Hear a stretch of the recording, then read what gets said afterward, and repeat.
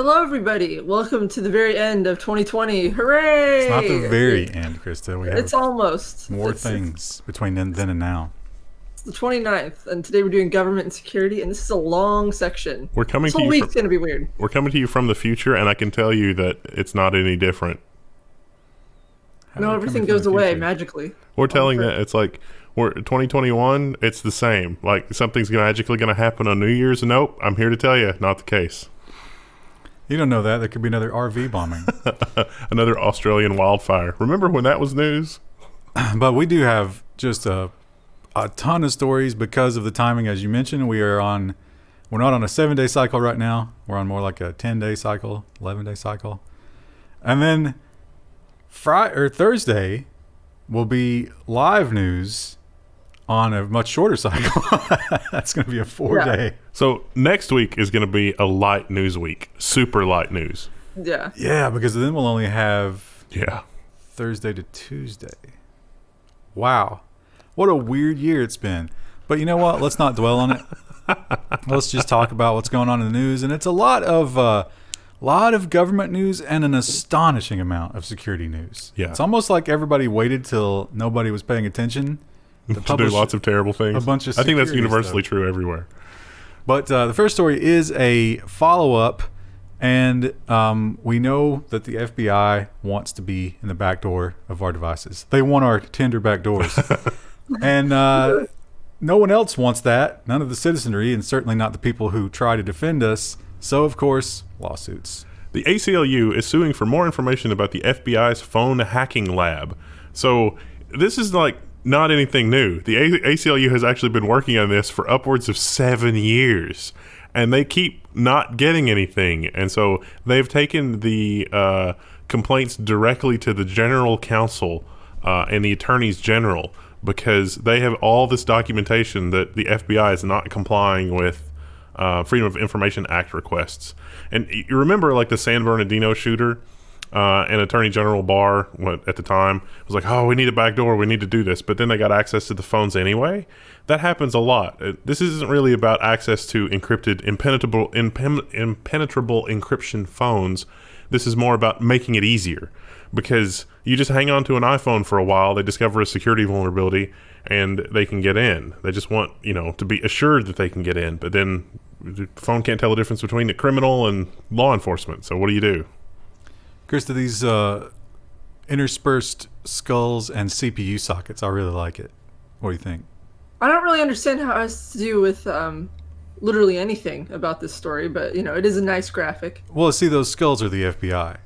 And Right. they're in your CPU sockets, poisoning them. The other complaint I have with this article is that it doesn't talk about the fact that there are already encryption backdoors that have backfired on us spectacularly. See also the OPM hack. Another thing that's That's a problem for pastime. It'll never happen again. another thing that's backfired spectacularly is depending too much on one source for infrastructure. That whole one point of failure thing, because it failed. Oh boy, did it fail! How much did it fail? Well, no one's really sure, but it keeps getting worse. U.S. Cyber Agency says SolarWinds hackers are impacting state and local governments. This article chose to focus on just Arizona, although we know of at least a dozen local and state governments that have been affected by this. SolarWinds was compromised, and it's bad news. And then it turns out, oh wait, there's a second actor in there, but that story is going to be in business. Now, last Not week, good. certainly not good at all. We don't know how not good. That could be one of the 2021 events as we find out just how bad it is. And by the way, backdoors, like this is a preview of what backdoor encryption is going to be like, because like, oh, we just put it in there for U.S. law enforcement. Do you think China won't figure that out? Because they'll figure it out.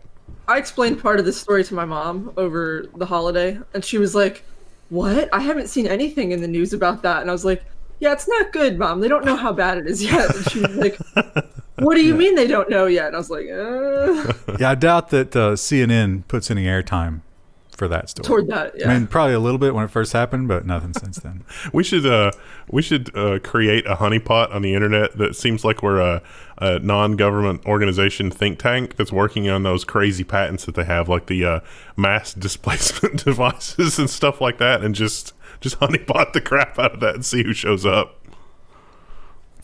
Last week, we saw Facebook stage a daring run-in in one of the fights with Apple, because Apple, they really don't like that whole privacy control thing that Apple has done. Last week, who was the other person last week? It was one of the smaller companies. But it was one of the people who were doing battle with Apple over the App Store thing. And this week, we learned that Facebook spends a lot of time on diplomacy when it comes to battling its tech giant enemies. Facebook and Google have teamed up against the possible antitrust action, draft lawsuit says. What do you like what, in the Marvel universe, who would they be? They would be characters that wouldn't be covered in superhero stuff, because that's not the kind of evil that's exciting. It's just sad. I don't know. Facebook is the kind of evil that's exciting, but Google is a little bit more ambiguous. Was there a character who turned men's hearts to evil? Because I think that's what Facebook does. Or maybe nurtures the evil that's already there, perhaps. I mean, That's Sauron. I'm just saying that, Lex Luthor didn't have any his employees seem like they sleep with a clear conscience, and I don't think that's true of Facebook employees. Yeah, I don't think Lex... No, they have horrible post-traumatic stress disorder from watching all those videos they have to monitor. Yeah, exactly. I don't think Lex did a lot of woke hiring. It would be interesting to see how Lex Luthor reacts to woke hiring debacle number 3. That would be kind of funny. Mr. Luthor, we need to really get on top of this thing about putting tampons in the men's bathroom. I'm like, what? I'm trying to kill the Man of Steel here. You gonna waste my time with that? You know who I am? We are still having this contest of facial recognition versus no facial recognition. Some cities embrace it. Some cities ban it. Now it's getting down into even smaller municipalities, and we're just going to have a terrible patchwork of laws. New York continues to adjust. Governor Cuomo in New York signs legislation suspending use and directing study of facial recognition technology in schools. I don't understand how these fancy pins represent facial recognition.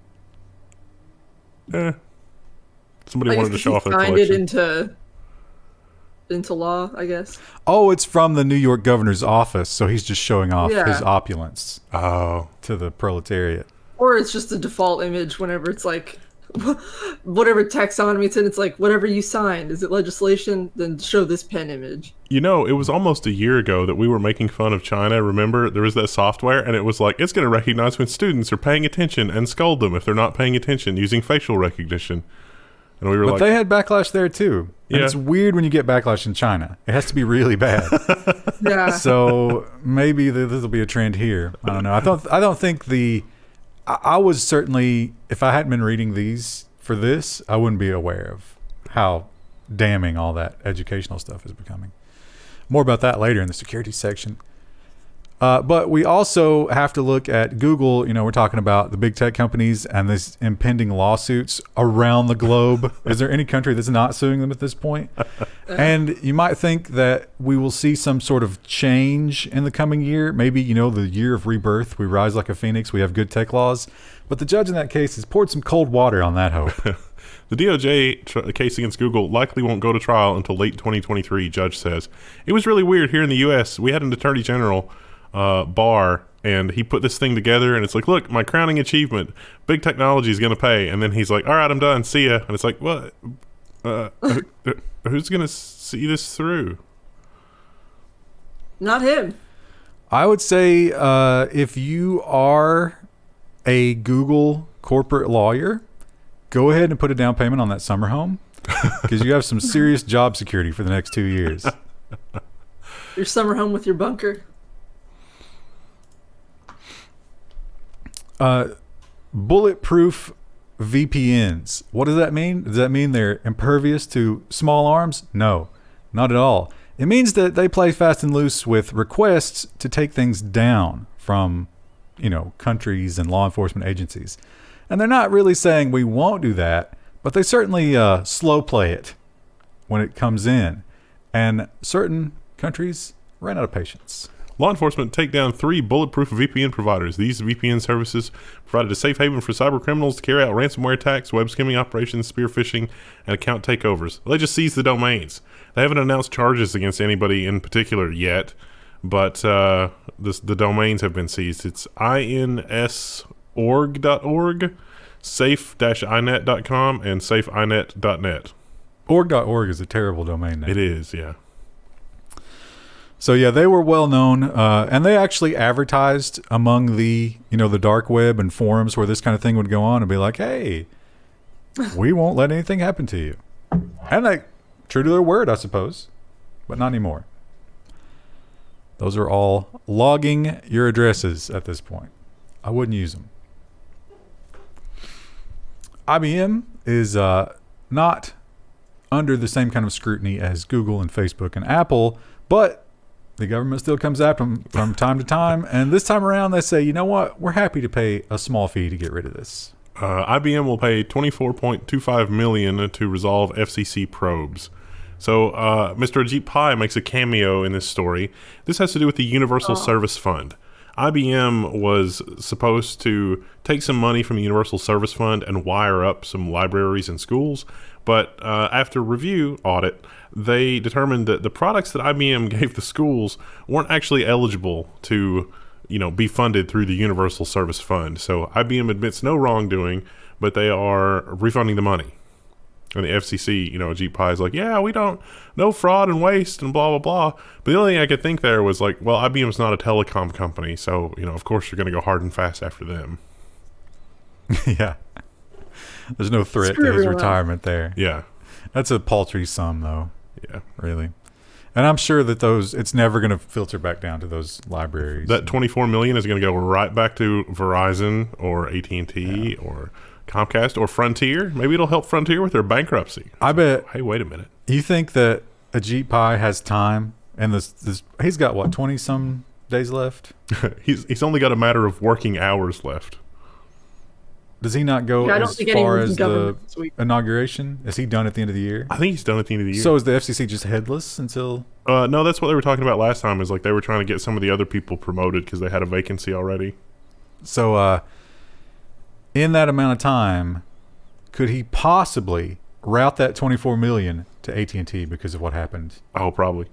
Just getting it just under the wire. Yeah. Oh, man. We have a small update on the Florida situation with the whole whistleblower for the pandemic. Not a surprise by any means, but a few more details have come out because of this. Rebekah Jones, former State 19 data manager, sues FDLE over raid on her home. So her lawyer's handling it, and her lawyer is also a criminal defense lawyer, which is good. Smart move. You don't often see this. It's like, oh, they're going to... this is a civil matter, but they're going to try to apply extra leverage by saying that there's a criminal component here, which you as a citizen, that's a big no-no. That's super frowned upon. Like, you can't sue somebody in civil court and then be like, oh, we discovered criminal activity, because it's up to the prosecutor to do that. So the lawyer representing her can also handle it if she is charged criminally, which is really amazing.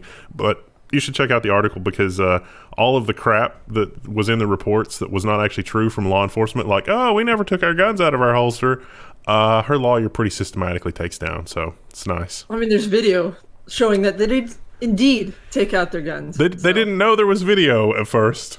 Oops. We would have never lied if we knew that we would get caught. Yeah. But they were wearing body cams. They knew there was video. They just thought they had control of it. Yeah. Which is even worse. Yeah, that is kind of worse, isn't it? It's like, wait, our body cams will show that we took out our firearms. It's like, oh, we meant that we didn't point firearms at anybody. It's like, but you pointed it up the stairs. There were people upstairs. You can't. At the kids. Do you think drywall is going to stop that slug? Because I got news for you. It's not. I was watching, I don't know how old they were. I think they were from this year. But somebody made a compilation, and it was all the times that cops incriminated themselves on body cams. And other cops got creative and trying to tell them that, hey, this is running, without saying, hey, this is running. And there was one where this guy was talking, and there was the commander's body cam that was running, and he was like, get over there and secure that area. And he started barking out commands, and all the cops were like, hey, what's going on? But he was just trying to get them to stop incriminating themselves. Oh, that's not. That does not bode well for us as a society. I guess it's easy to forget that you're wearing that. Well, the SEC has decided. The SEC, one of the big things that it can use in its arsenal against any kind of substitute money is this operating as an investment or a security or something like that? And if they determine that it is, but you're not treating it like that, you could be in some trouble. XRP cryptocurrency crashes following announcement of the SEC suit against Ripple. And oh boy, the SEC is coming for blood. The Ripple founder said that the SEC doesn't understand and is wrong. I don't. It's a bold strategy, Cotton. Let's see if it works out for him. They have a weird history because it used to be that the cryptocurrency was part of the business, but then they spun it off. Yeah. I don't know if they have a good plan. Yeah, I don't think they do. I think this is probably not going to end well for them unless they pay a bunch of money. Really, what we're going to see over the next year with cryptocurrency in general is that the only cryptocurrencies that don't provide good anonymity are going to be the ones that are, quote unquote, allowed. I don't know if that one was all that great for anonymity.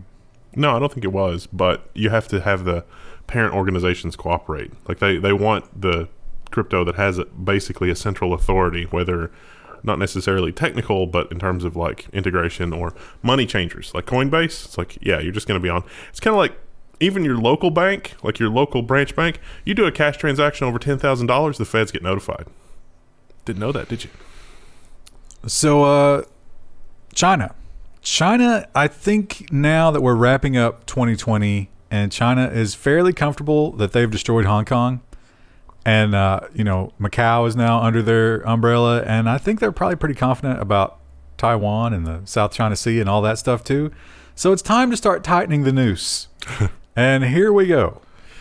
Apple's China App Store sheds video games as Beijing tightens internet control. We covered this a year ago, but it was when games required licenses. So for whatever reason, it wasn't enforced on the Apple Store until now. Bad news for Apple, because that's got to be a lot of revenue, don't you think? Yeah, but Apple is it's a lot more revenue to not do business in China. What, Krista? No, I was agreeing with you. So and, this is very sad because I'm an independent developer making Flappy Bird. Can I get a license from China for that? No. Yeah, they point out that you could maybe go through one of China's companies, but they're going to take a big chunk. Yeah. And probably have a lot of control. So here in the U.S., of course, Trump, at this point, do you think anybody's holding out hope that Trump... Did you see in his press, when they did the $600 check, when he was doing that press release, he said, if they don't fix this, the next administration will have to do the COVID relief. And then he paused a bit and was like, and it might be me. He's such a prick. But he's a lame duck. I don't think he's got any chance. And it seems like they're just jamming as much through as they can at the end. This one probably a little toothless. U.S. blacklists dozens of Chinese firms, including SMIC and DJI. SMIC was the sort of Chinese version of TSMC. That's the one that directly or indirectly hired a bunch of engineers from TSMC away. They've also said that they're ready to go pretty much on 7-nanometer process directly in China. Although it's really hard to get accurate and complete information on that because I'm super curious about that. SMIC producing 7-nanometer lithography, that seems crazy. But I can only find official Chinese sources for that and not anything beyond that. So, something to pay attention to. Yeah, and probably shouldn't worry too much if you just bought a drone for Christmas. It'll still work. Oh, yeah, DJI. We got their little action cam, which is not bad.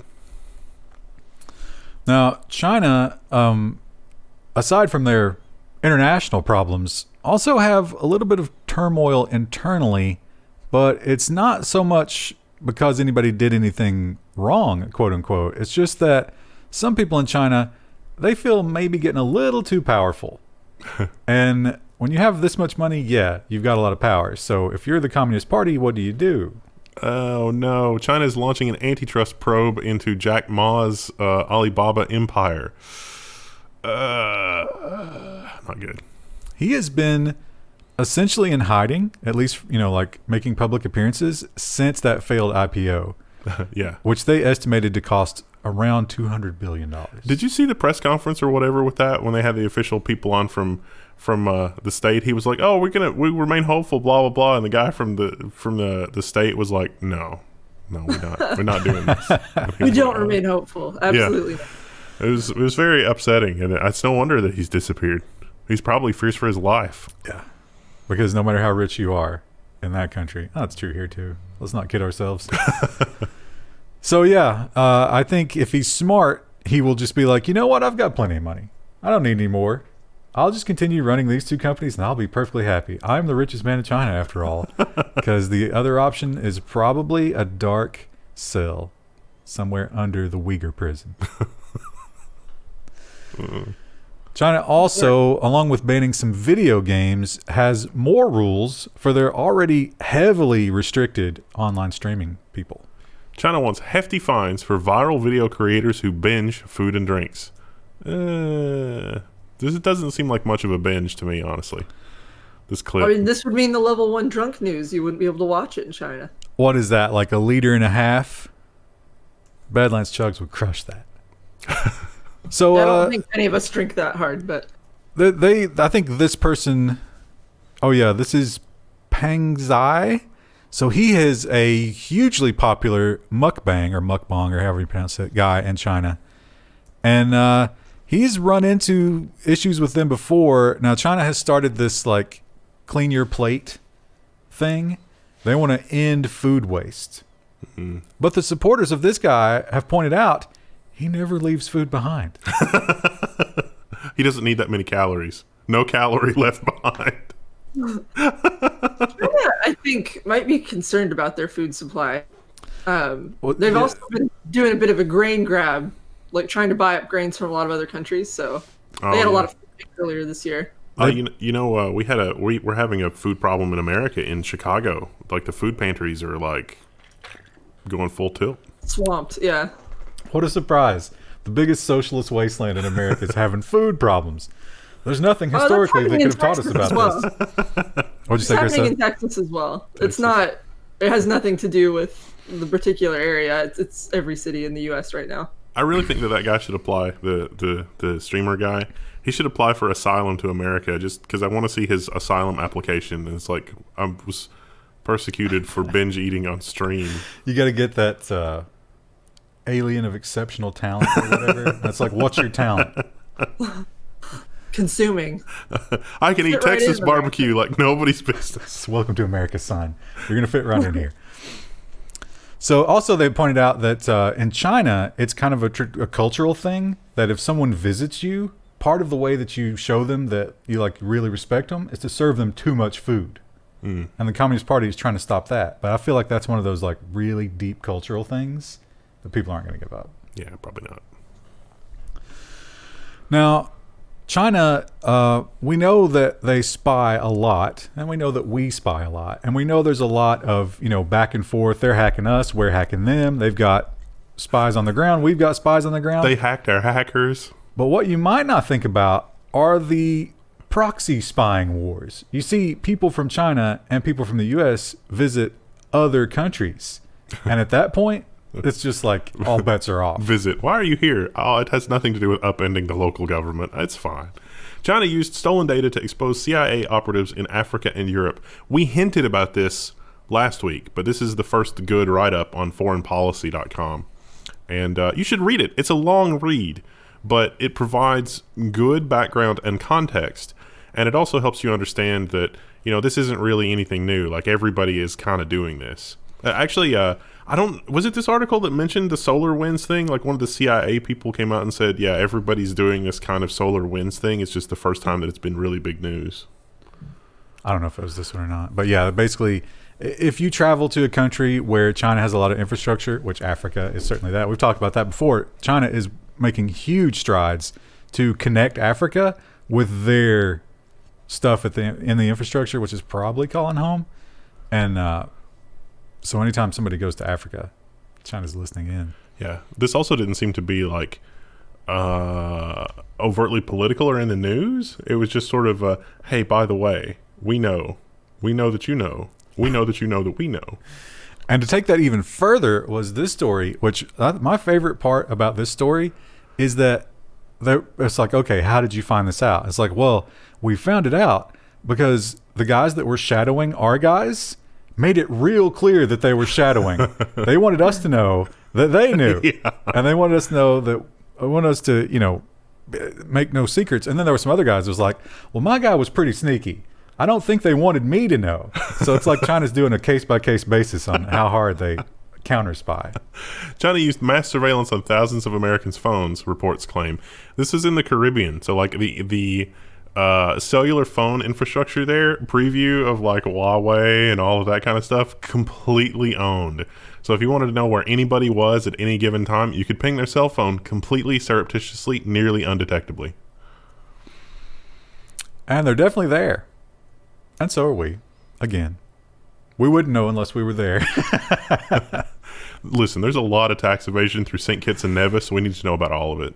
Yeah, I bet the IRS is a heavy presence there. That's probably a fun job, just go live in paradise and destroy your countrymen's way of life. The Russians, as usual, Russia and China have similar tact in terms of, like how we're going to control these filthy dissidents. But Russia's just a little bit more in your face about it. Just a little bit, just going to tell you up front, don't even try it. Russian lawmakers passed a bill that could block social media sites and stifle dissent. So imagine Twitter, but instead of that little, like, this claim is disputed, like, it's just black. There's just nothing there. There is no tweet that criticizes Putin or anybody else. That thing where we poison the opposition leader, that's fake news. It's like, wait a minute, that's not fake news at all. I didn't include it, but he did pass that bill excusing all former presidents of illegals. Yeah. I like how everybody was crapping on Trump for his pardons and thinking about pardoning himself, and it was like, well, just look what Putin's doing. Jesus. Taking it to the 11th. Here in the U.S., we talk a lot about our FCC and our broadband map. That is the map of the U.S., which has, 25 megabits still? Oh, yeah. Has at least 25 megabits of download speed. And is it 25.1? I think it's 25.3. Okay. So garbage tier internet, but some places don't even have it. And this map is, it's like, that's what we base giving all the free money to the telecoms. And it's a lie.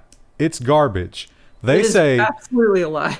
Every year they come out and they're like, we hit the goal. And then 50 organizations come out and say, no.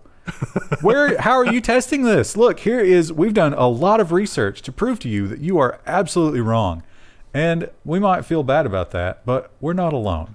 After 11 years, Australia declares its national broadband network is built and fully operational. It was necessary to do this over the Christmas holiday because no one would otherwise, accept this as fact. Those 35,000 connections that aren't built, celebrate the 11.86 million that were, says the minister. Literally, the minister is like, yeah, by the way, this is a thing. We lost Krista. Oh, it's back. And it repositioned her window for some reason. Yay. Sorry. Updated video drivers. Woo. Sorry if we rapidly switched there. It might have been still doing it behind the scenes.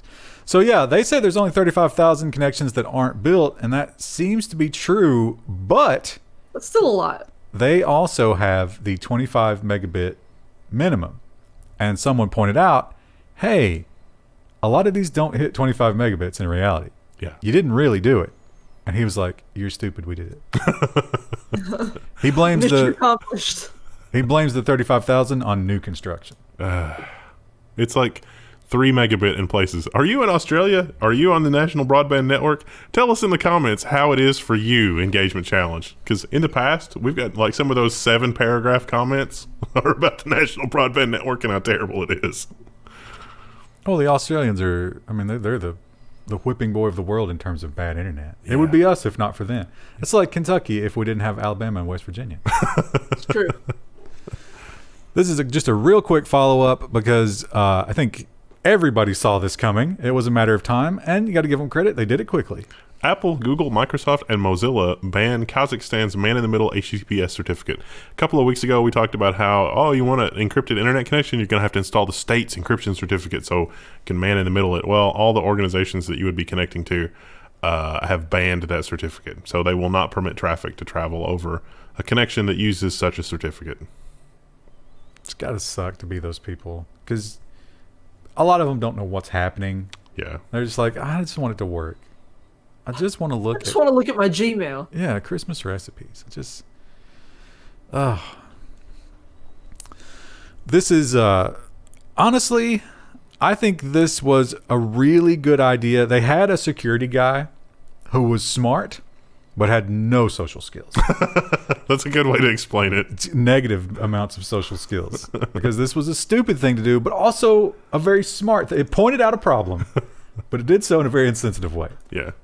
GoDaddy is facing backlash after sending out fake holiday bonus email. So GoDaddy's got a problem. Their employees respond to phishing, and that's bad when you're one of the largest internet domain name registrars on the internet. So what do? You retrain your employees. Well, how do you do it? You send them a fake email saying, you're going to get a bonus. Just fill out this form with your employee information. And a lot of people did. And then they got an email a couple of days later that was like, you're not getting a bonus, and that was a phishing attempt. But like, we didn't know. It's like, of course we're never giving you a bonus. You should have known that. Some people did. Are you stupid? Like, a lot of employees were like, they would never do this. So it wasn't. It's so sad. Yeah. Cynicism is security. That's a t-shirt. Now we're going to do a block here that has to do with spyware. But wait, it's not called that. It's called something else, and people are embracing it at a rapid pace. And in these uncertain times, we don't have a good alternative to it. But at the same time, it's terrible. 2,000 parents demand major academic publisher drop Proctorio surveillance tech. We demand that McGraw-Hill Publishing close its performative allyship and to end peddling of racially biased, invasive surveillance technology immediately. So this is like a little bit like confirmation bias or survivorship bias, where it's like, it works perfectly fine. No, it only works perfectly fine if you have an amazing internet connection and an amazing computer. Otherwise, the software has found that you're cheating. And a camera. Yeah, and a microphone. Your microphone has to be good. If you're like Krista, that cutout that we had when we were doing this earlier, when we were testing, that's a fail. That could have cost her a test. Yeah. Just because the microphone is like, wait, what? Silence for 10 seconds? You must be muting me so that you can ask questions to somebody else in the room. Like, that's the kind of thing that they assume. Yeah. And you have lots of people in your house that you're asking questions to when you're in the middle of a pandemic. Absolutely. And the eye tracking. So if you look away for too long, but if you look away and then you lose like 20 frames, and that's just you looking away in a solid frame for that long, then the software is like, hey, wait, what's going on here? Why are you looking over there? What's over there?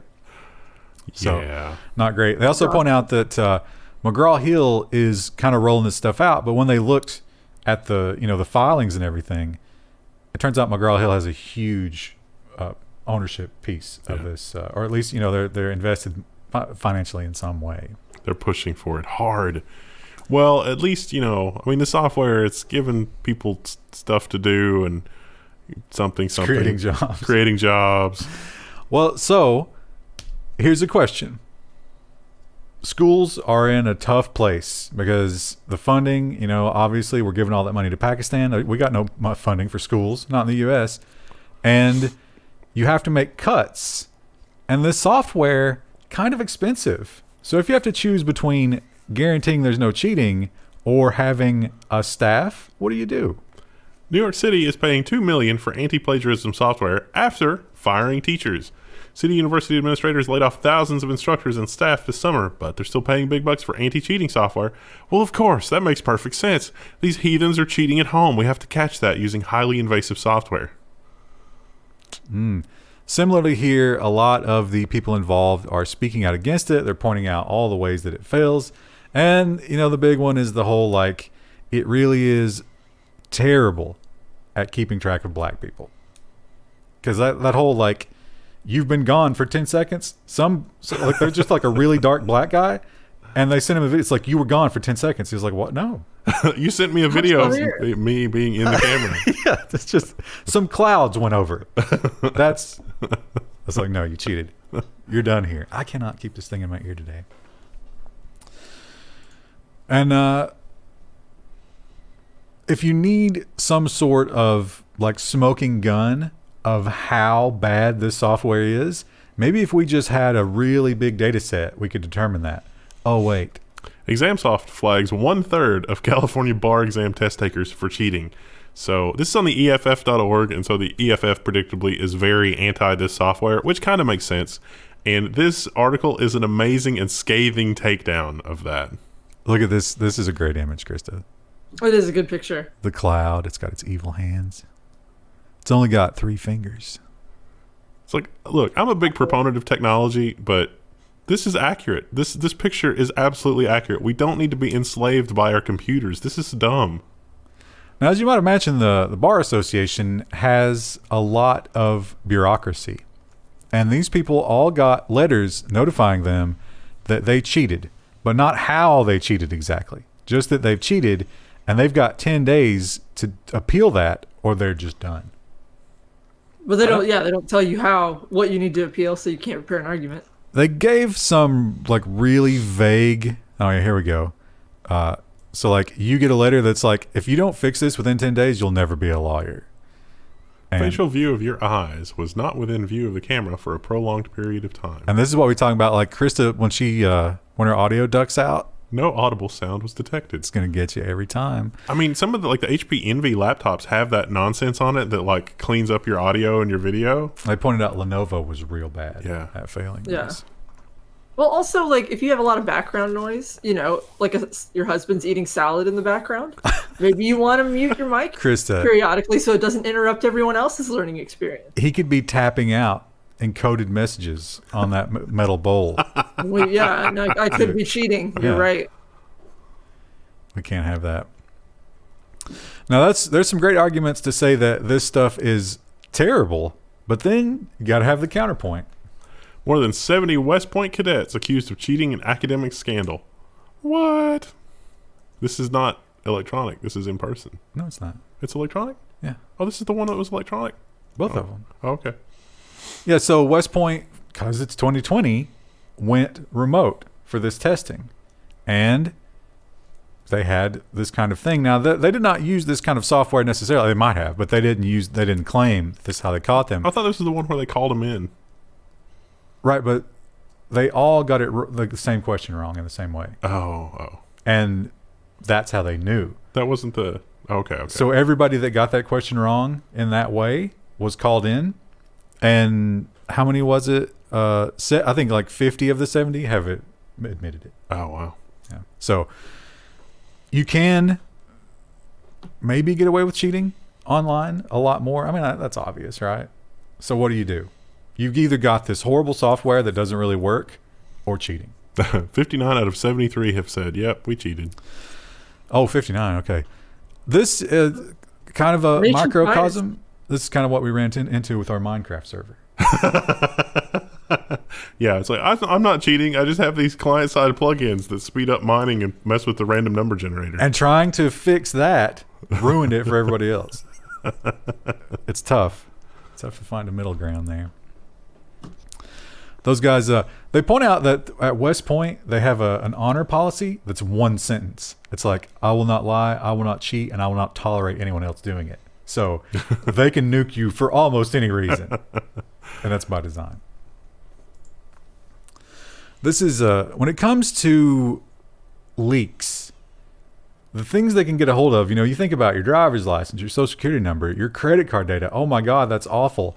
But this is a really disturbing one. No, I think the other one is more disturbing, but yeah, I'm disturbed by the other. Hackers threaten to leak plastic surgery pictures. So, you're a plastic surgeon, you run a clinic, you get hacked, somebody exfiltrates all of your data, you won't pay the ransom. Well, you get the patient's data, you can email them and be like, I've got your before and after pictures.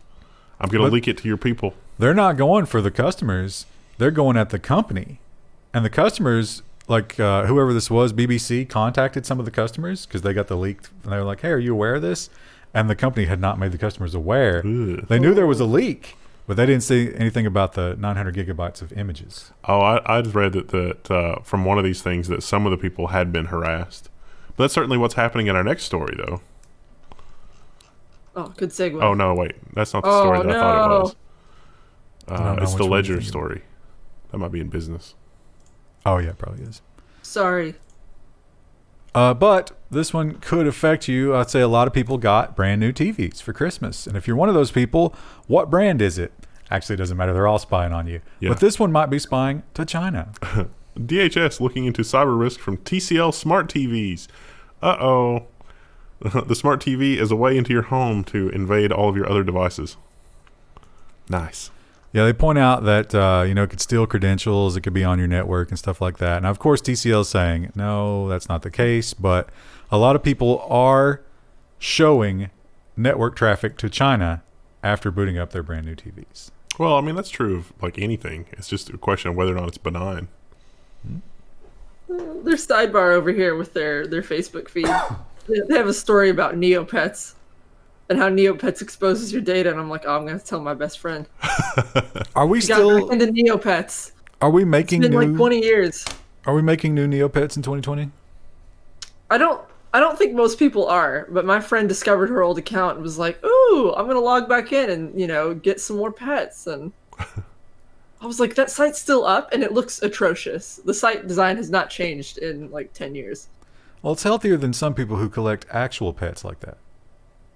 So let's just go ahead and let that continue.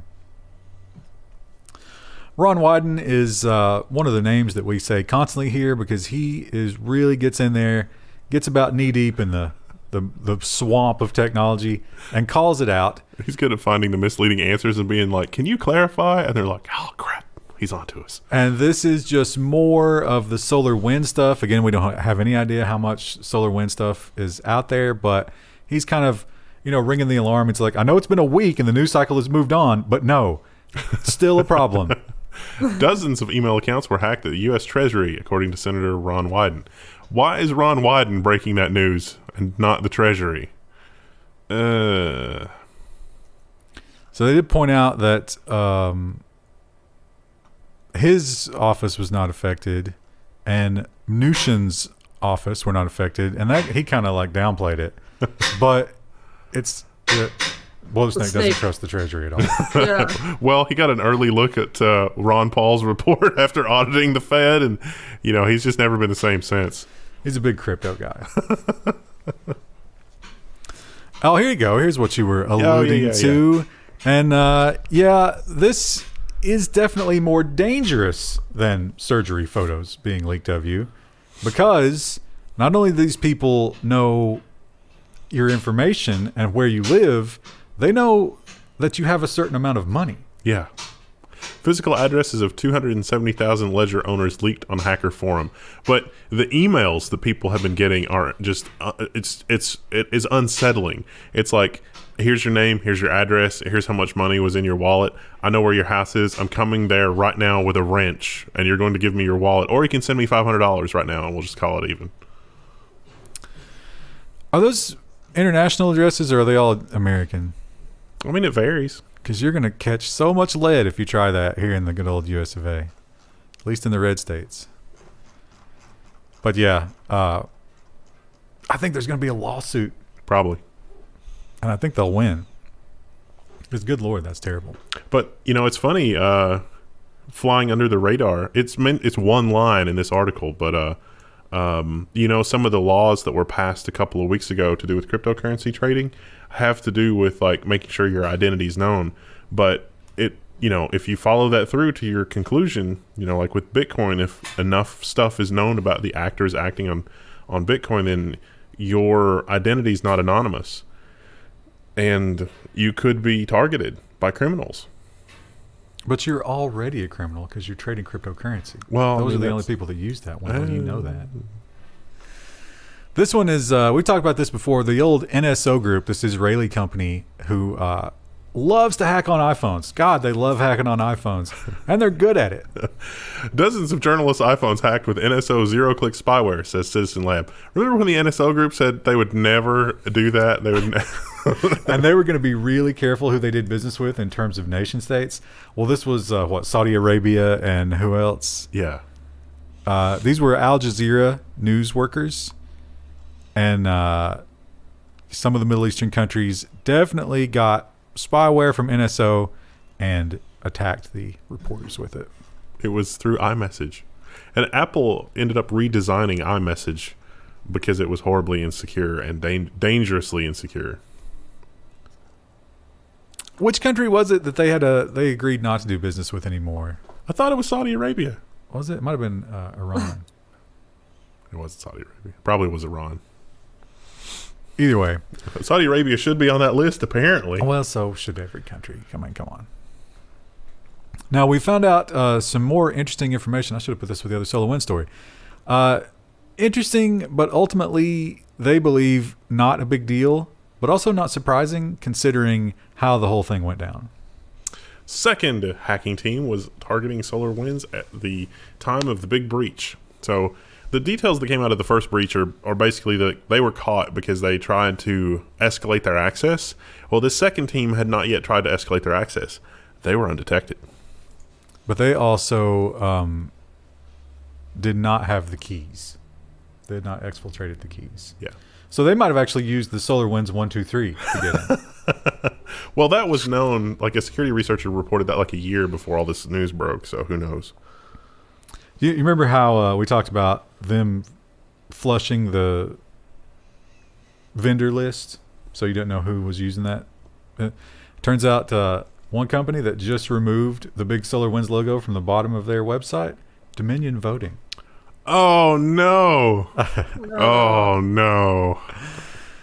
And when it comes to breaking encryption, when you do it, you got to brag, right? You go out there to Twitter and you're like, yeah, we did it. But sometimes that gets disputed. On the signal.org website, they're reporting, no, Celebrite cannot break signal encryption. This goes on to explain this. I think this is interesting because when we reported this, we literally said this is not breaking the encryption that Signal uses. This is just recovering the keys and the messages from the particular device. Yeah, so basically, if your device is not taken from you, there is no breakage of Signal. Yeah. This has to do with them getting your phone and then getting into the Signal app by breaking your phone. Yeah. And we reported that accurately, but nobody else did. And I just assumed that everybody else was going to report it accurately too, but they did not. How could you possibly, based on the history of this entire program, would make you think that they would report We that? usually have reasonably good sources like Reuters. I mean, I'm surprised that Reuters would get that detail wrong, but okay. Maybe Signal's lying, but I doubt it. Oh, this was another one that was a dupe from a couple of weeks ago that doesn't really have a lot of new information, but I'll take every opportunity I can to remind everybody that Nintendo is a horribly evil company. But they went into a lot of details here that we didn't know before of how far they took this. It's disturbing. This is an interesting job. How big do you think this team is inside Nintendo? Probably 12 to 15 people, and then they use a lot of outside PIs. Yeah. So you think it's like one agent per hacker, and then they just have like a fund that they use to... Yeah, I think when they're targeting a specific group, they try to figure out who's in charge, and there's probably one person whose entire job is to just coordinate with that and deal with the team. But I think the boots on the ground are just hired muscle. Well, this guy didn't have a team. It was just him, but he was really good. So he got the full brunt of Nintendo's power. Nintendo conducted invasive surveillance operation against homebrew hacker. You should read this and understand what kind of company Nintendo is. If you do, you will never support Nintendo in any way, directly or indirectly, ever again. Just like Krista with Blizzard Activision. Yeah.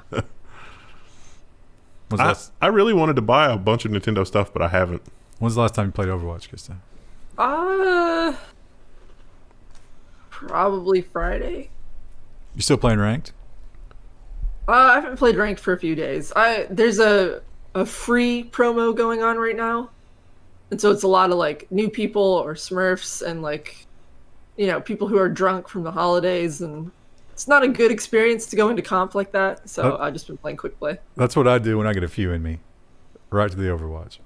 right to competitive Overwatch where I can ruin the game for, 11 other people. So this guy, they had his schedule. He probably didn't get out much. They knew when he did, though. They knew where he worked.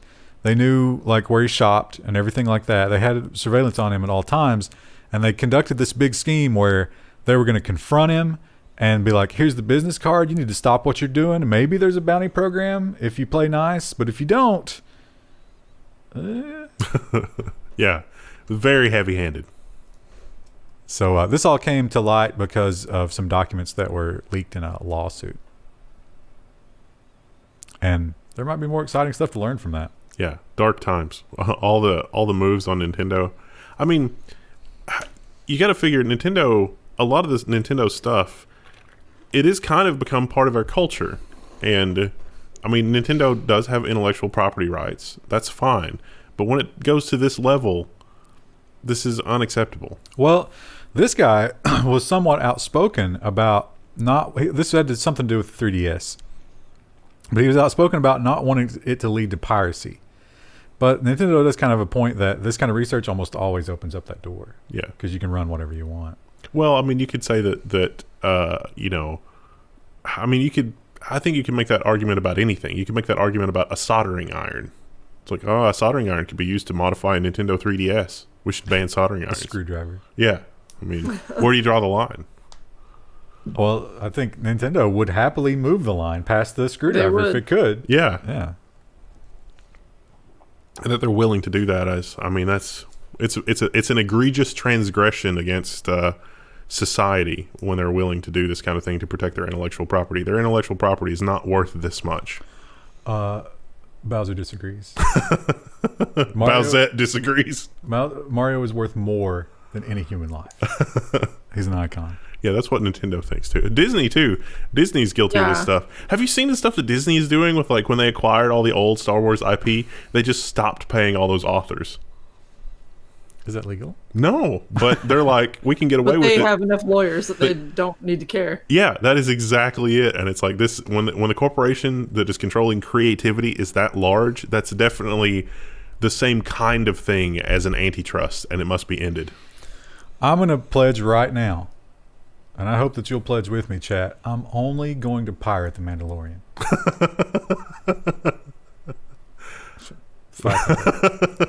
I don't know. I don't know if I know anyone who has Disney Plus. That's right, But Chris. that might just be my own little bubble of people who don't care about Disney that much. Because we're all about freedom.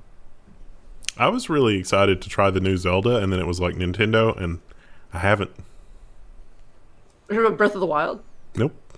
Oh. Should have got yourself one of those NVIDIA Switches.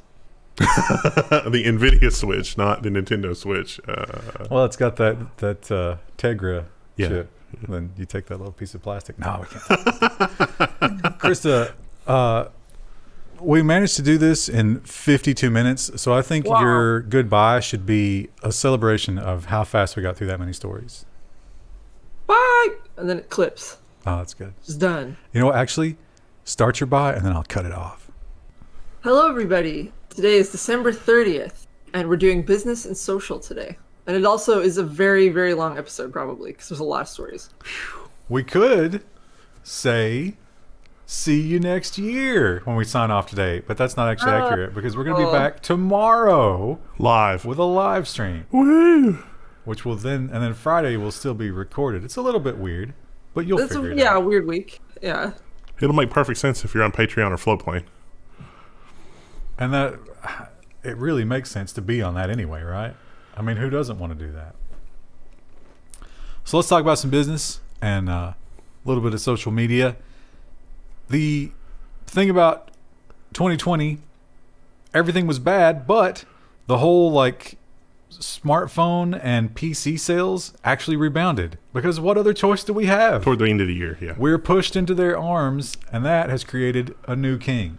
MediaTek becomes the biggest smartphone chipset vendor. MediaTek, it's 31%, which... That's a lot. That's a good diversity in that market, though. And diversity breeds innovation. So congratulations, MediaTek, I guess. And Apple's launching their own 5G lineup, so, everybody expects Apple's going to crush everybody. And Apple, if we use this as a measuring stick, probably had a pretty good Q4. because they signed on a lot of new devices. In fact, too many. Apple iCloud issues follow Christmas activation rush. Just one day after Christmas, Apple noted that some users were still having a problem with the storage service, but eventually the matter was resolved. Krista, any new electronics in your Christmas circle go down? Did you witness any of that? I think one of my younger cousins got a new phone, but I wasn't there to witness that. I just heard about it secondhand. Do you know what brand he wanted it a PS5. He wanted a PS5, but didn't get one. I don't think it was an Apple, but I'm not sure. That's a big difference between new PS5 and new phone. Well, it was impossible to find a PS5. Did they get him a Stadia account for that? No. phone? I don't think so. You say there's a big difference, but not in price. The phone might actually be more expensive than a PS5. That's true. No, the phone is probably cheaper. Well, it Because depends the on the PS5s phone. are so inflated right now. But some phones will run you $1,000 easy. Yeah. I don't know anyone who's gotten a PS5 for less than like $1,500. Isn't that like what they're going on eBay right now? That's the last time I looked at it. I think I might have relented a little bit now, but yeah. That's horrifying.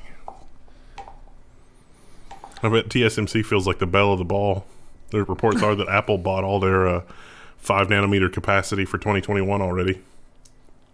It's nice. Nice job security, I guess. Now, No bonuses for the though. when we have anything related to Lord of the Rings or camping or whatever, I throw it in because I know Chris is going to be into it. And if it's Star Trek or this company, I know that Wendell will be triggered by it. So you got to throw him in, right? Oh, I can't read the headline, but it turns out that Oracle is behind the Google antitrust lawsuit. At least this article would have you believe Well, that. behind it, I think they kind of nudged things into that direction. And by nudged, I mean spent a lot of money. Yeah. They have a presentation that is not public. It's like black site.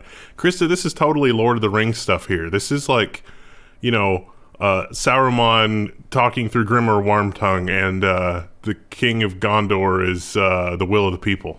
I feel like you don't know enough about it. Yeah, you didn't get the right king there. Oh, okay. Theoden's Rohan. Oh, yeah. King of... Yeah. Whatever. Yeah. Whatever that nerd shit is. But here's the thing, though. Do you think that the government is in that same situation where they've been poisoned in their mind, or did they want to do this anyway?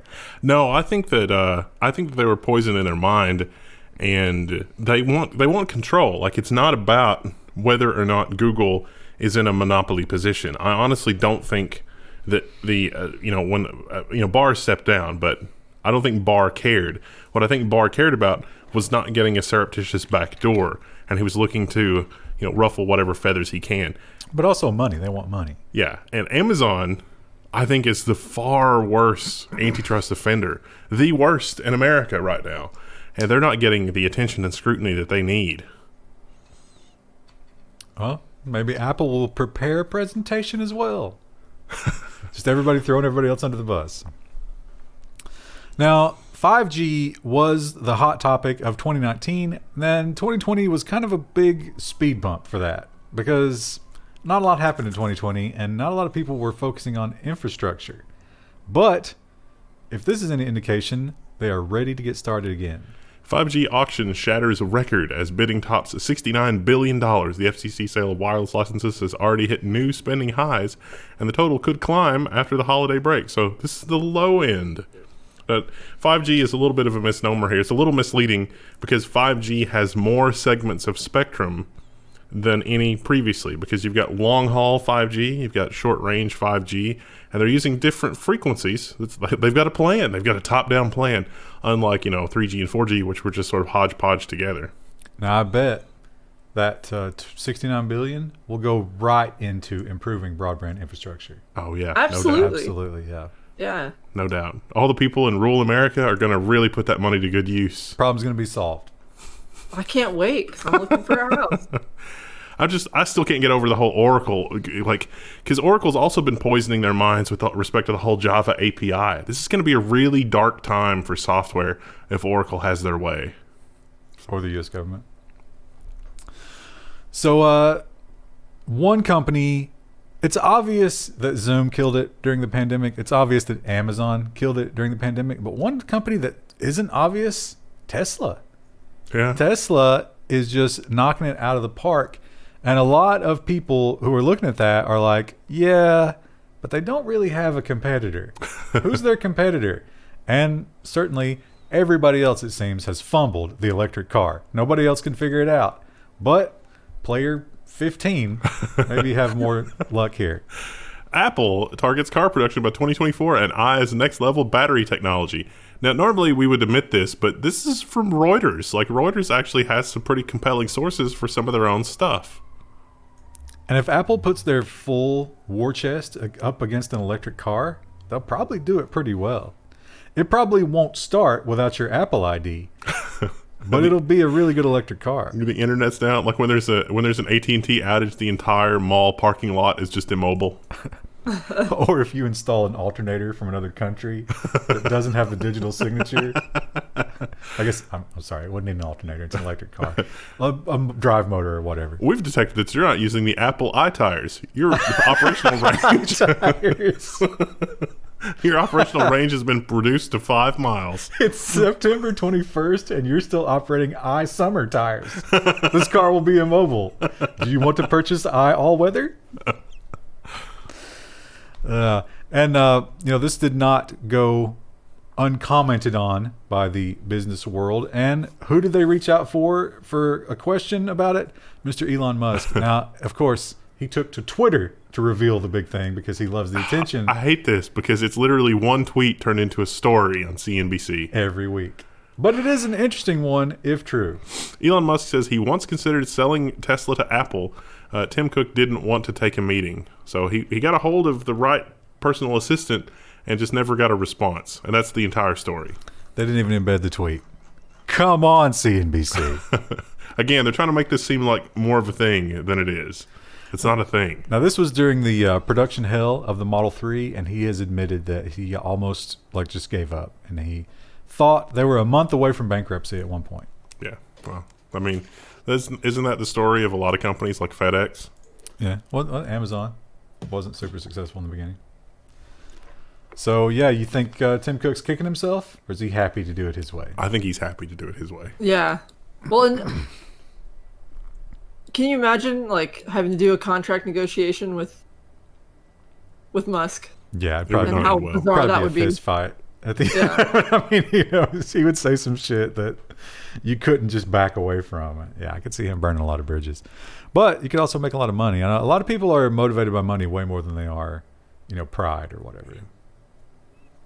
I don't know if that's true of Musk. And another company that Mr. Musk helms that is about to get more competition is Starlink, because I guess this is kind of player 3 because we got, was it OneWeb? Technically, I guess it's SpaceX. Starlink is the product. Yeah, SpaceX. But this one may be better, but boy, are they behind. You got a lot of catching up to do here. Yeah. Amazon's answer to SpaceX Starlink delivers 400 megabit in prototype phase. Amazon offers a peek into the development of antenna for Project Kuiper user terminal. This teardown, this diagram, looks a lot like the teardown. I watched somebody take apart one of their Starlink prototypes, and the little Starlink dish thing looks a lot like that in terms of antenna array and placement and elements and stuff like that. It's Kuiper. Don't Kuiper. correct it. Sorry. I'm pretty sure it's Kuiper. Isn't that Kuiper belt? Isn't that? Oh, yeah, the Kuiper belt. Yeah, that's right. Although I have heard people say Cooper belt, but they were probably wrong. They're very much wrong. Yes. Idiots, all of them. Someone's gonna tell us we're idiots in a minute in the comments. That's fine. I only Actually- read. I don't talk to anybody that's smart. I only read and talk chat. So sound like an idiot. I'm fine with that. Now, this Probably satellite true. is presumably better because it's the send and receive are on top of each other, and somehow they've figured out how to make it not interfere. And it's going to be faster, lower latency, they claim. But all this is in the lab because they don't have any satellites yet. And they don't even necessarily have the rockets to get the satellites up there at this point. It'd be a shame if something happened to the. Yeah, you can't trust him, right? Yeah. The Blue Origin has to launch these because you can't send them up on SpaceX. Maybe you could use India or China or somebody. Does Blue Origin have a rocket to do this? Because I don't think they do. so. No, I think it's all planning for the future. Is this going to be a thing where Bezos buys Musk out for the? I don't think he'd sell it. Why would he? Work on the next thing. he needs to focus on the things he has. He needs to finish the food on his plate for once. Right. Now, Amazon, they certainly have the dry powder to do all this. I mean, they're not hurting for money. Time may be a different thing, but as far as money and generating more money, they just can't stop generating money. So much money. But there's one problem that Amazon has managed to completely neutralize until now that might come creeping in 2021. Amazon to face U.S. union push in the year ahead. This is another Reuters article that lays out some very compelling, dark times ahead for Amazon. They're going to have to pay their workers, not the least of which is because they have so many more workers. The U.S. economy is single-handedly going to depend on that Amazon warehouse worker. They're going to have to be paid fairly. Now, there is one warehouse in Alabama. It was Alabama, right? I thought so. And they are going to vote whether or not to unionize. And they will be the first. Now, Amazon is kind of like, why don't we just do a whole company vote? And this union was like, no. We would lose that. We're going to get them one at a time. It's going to be death by 1,000 cuts here. And so we will see if Alabama grabs the reins here. Wow, you think in 50 years it's going to be, it's like we were the southwestern United States Amazon team, versus the nor'easters. It's like, the nor'easters have figured out new robot software. They're going to put us, southwesters out of business. Competing. Are they do you get downsized if you're the least successful warehouse? Yeah, like the entire team. Like your warehouse just stops receiving products. I don't think Amazon has the infrastructure for that yet, but soon maybe. Once they buy up all those JCPenney's and Sears and everything. Yeah. Maybe. I don't know. What do you think? I think probably it's about 50-50 in my mind whether or not that'll go. I read a leaked report from Best Buy, which was talking about how Best Buy had basically become a showroom for products, and they were like trying to figure out how they could embrace that. It's like people are going to buy stuff online, but they want to like see and hold and play with the products in stores. And it was with kitchen appliances, and they were like, maybe we could like retool the kitchen area so people could play with appliances and play with the air fryers and play with the products in order to buy whatever. That's a lot of lawsuits. Yeah. If it wasn't, pandemic time, like making it more of an experience, because like that's the whole IKEA thing, right? I mean, you go there just to buy cheap furniture, but like part of the experience of going to IKEA is like doing the walkthrough and looking at all the stuff and how it's been organized and arranged so you can imagine it in your own living space. And then they have the cafeteria and the daycare center. It's like a whole thing. That seemed to be what they were talking about with their Magnolia home theater thing, because they do that with like the TVs. And they were talking about how those TVs are not that much better. They're marginally better, but the profit margins on those were crazy because they had the room perfectly set up and the furniture perfectly set up and the sound system perfectly set up. And so people will just walk in and be like, yes, I want this in my house. However it needs to happen, just do that. Well, as we noted earlier, the sales of computers and periphery computing devices is through the roof. And that's great. You want to see the tech industry succeed. But as many of us have experienced already, that causes a big problem because you had a year where production was down and now consumption is up. Supply and demand has created a nightmare. Laptops and desktop sales see renaissance. Shortages won't ease until 2022. This is kind of more information on the article that we reported last week, where we're talking about like it's not just semiconductor shortage, it's also other internal components that go into PC building. This article talks more about the semiconductor end of the shortage, which is not just like chokes, capacitors, surface mount, printed circuit board manufacturing. There's a lot of manufacturing and factories in Southeast China that are still shut down from this. So yeah, it's super sketch. I'm hesitant to say this word. I think we should avoid that. Yeah, no, we can't say this word at all. And I don't even know if we want it on the screen, but we definitely need to remember to take it out of the one tab. Yeah, it needs to not be in the one tab. Because if you watch every episode of this, there's like 3 of you that do. Age verification. We got age verified last week, and our appeal was denied. Wow. Yeah, because Reuters is not a. Reuters is rife with the A content. Yeah. Let's hope the OCR doesn't get us. We'll show you the headline, but we won't say it. Reuters, Visa continues its ban on the site, but it's going to allow card use on some of its parent sites. So if you're self-producing, let's say, that's not allowed. But professionally produced, you've got records on file in California, that's okay. Which is kind of, I don't know if that's good or not. I mean, it seems like it was very empowering to some people who had no other income source. If there was a site that was only for fans, the Visa's coming for you. Now if this continues, you know what this could do? This could rapidly accelerate Bitcoin's acceptance. Yes, it absolutely could. Yeah. Because we always talked about Bitcoin. It's like, yeah, but where can you spend it? Well, if you could spend it here. So yeah, I don't know. That might be a PR issue for it. Well, Bitcoin's yes, it would be nice if it was spendable at those sites, but people might be like, "Oh, that's only you. You have Bitcoin. Oh, you must be one of those people who's on." Yeah, I don't think this particular audience will care. No, they probably won't. But like, if that's how the general people's minds think about it, it might not usher in acceptance in the way that you think. I think it will. I think it will massively. The growth and proliferation of that is single-handedly responsible for the proliferation of BBSs and modems and the ultimately the internet. Probably like at least 25% of technological innovation of the last 60 years. Pretty sure there's a documentary that goes into that in detail. Do you think that VHS would have happened without it? Probably not. Yeah. Anyway, we'll see where that goes. I don't think that company will fail. I think they will work around it, and I think their fan base is willing to jump through some hoops. Yeah. There was a story that came out prior to this, so this is the follow-up, but it covers everything, and it has to do with, now, BMW is saying, no, we'll never do that. But let's think back to all the patents we've seen. For example, they absolutely will do that. McDonald's wants to use this exact same technology to customize your drive-thru. And it's not like a hidden secret. They were like, oh my God, look what we're going to do. It's going to be amazing. And I think we're going to see a lot of this on the roads. We are.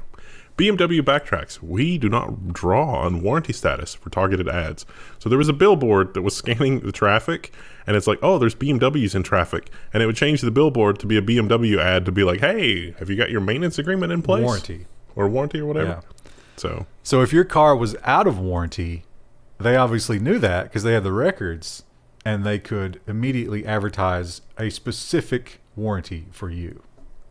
Now they claim, no, we're not doing that. We were only recognizing that you were driving a BMW. That's all. And it was 35 months old. Yeah. That's the cutoff. Huh. That's not the dystopia exactly, but I mean, it still ranks up there. Yeah. We've talked a lot about cyberpunk. We talked about this a little bit on the stream. It's funny because I realize that it is the least helpful thing in the world to say, oh, it works fine for me. Yeah. But I'm certainly in that crowd. I think you are too. Yeah. Because I'm having a fine experience with it. You actually finished it. I did, over the break. Yeah. So, I mean. Well, it was bugged, though. I could only have the crappiest ending because it stopped counting my progression. But that's not really game breaking. I guess if the story means that much to you. It is kind of game breaking when in a game that's supposed to be an RPG. It's like, I have a choice in endings, and it's like there's a bug that means that I don't actually have a choice in your progress. It's more like real life. Yeah. You have no choice in your ending. But anyway, we're playing on PC, and we have decent PCs. We have not tried the console, where it seems like most of the problems are. Yeah. Microsoft offers Cyberpunk 2077 refunds for all digital sales, but it's not pulling the game, and that it's not deleting it. And surprisingly, a lot of people that got refunds from Sony, Sony was first to move here, and Sony offered refunds first. But when Sony offered refunds, the game disappeared. Microsoft saw that and said, you know what, we'll offer refunds too, but we're not going to delete the game. And it's like, that's weird. I would not expect that. But apparently there are some people that thought that they could keep the game even after they got a refund, which is weird. Why would you do that? Yeah. But also they're still selling it, right? Microsoft is, but not Sony. Microsoft is, yeah. Krista, I did a quick rearrangement here. The Cyberpunk stories need to go together and move the Microsoft past them. Oh, I see. Just skip one and do the next two. Yeah.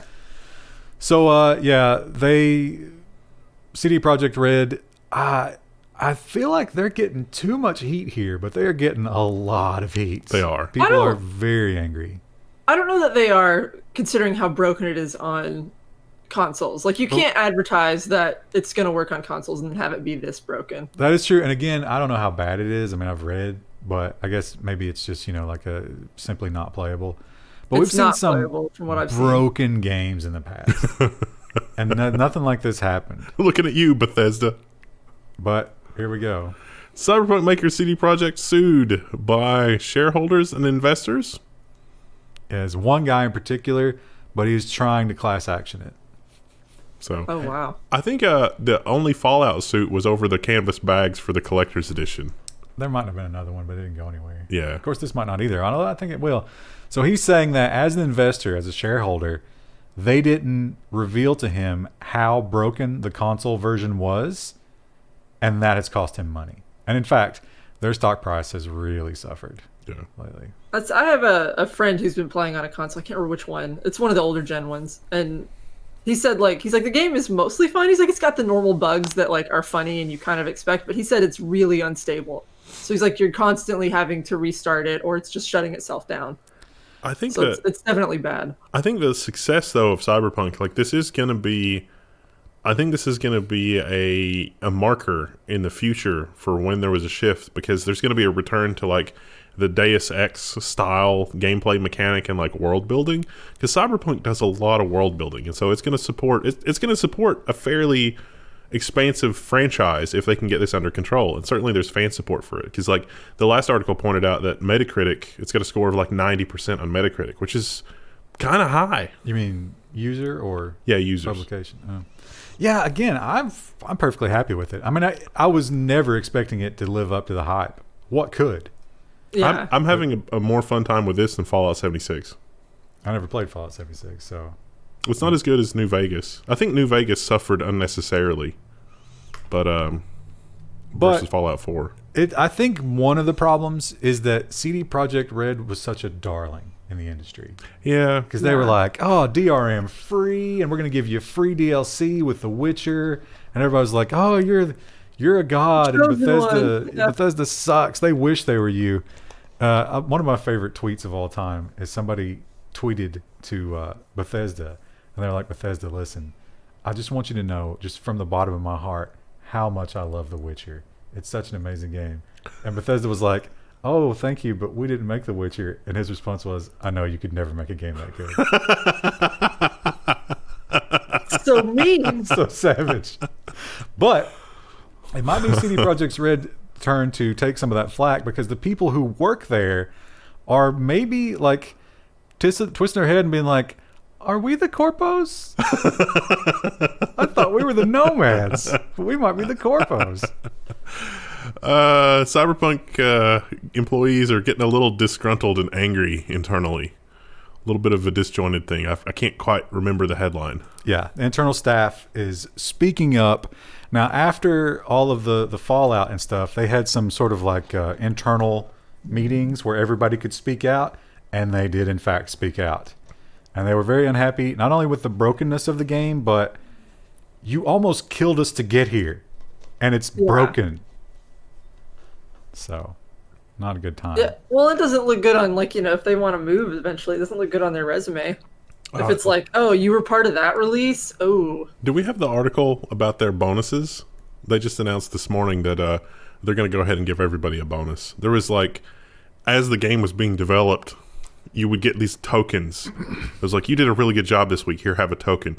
And then if the game did really well, there were certain metrics, you could convert those tokens into cash. And they've announced the company is we're just going to give everybody bonuses because everybody worked their tail off, and we're not going to tie it. You can cash out on your tokens whenever, or is it just well, that's you get a prize from the prize case at Chuck E. Cheese? But they had so many millions in pre-sales, but they're getting clawed back. So those tokens, what do you base it on? I guess the company is saying that they did well enough, even with the refunds.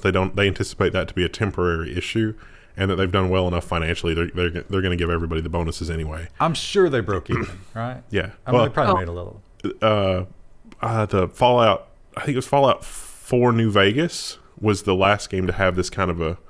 There's no Fallout 4 New Vegas. Or Fallout New Vegas, but it was a Fallout 4 engine. It's Fallout New Vegas? Fallout 4 was after New Vegas. New Vegas was the other company. Oh. Yeah. Bethesda published it, but the other company. That's why it was so good. No. I think it was New Vegas. Maybe it wasn't. But they were supposed to have a Metacritic score of at least 85. Like that was the benchmark, and the Metacritic score was 84. So they didn't get it. They didn't get their bonuses.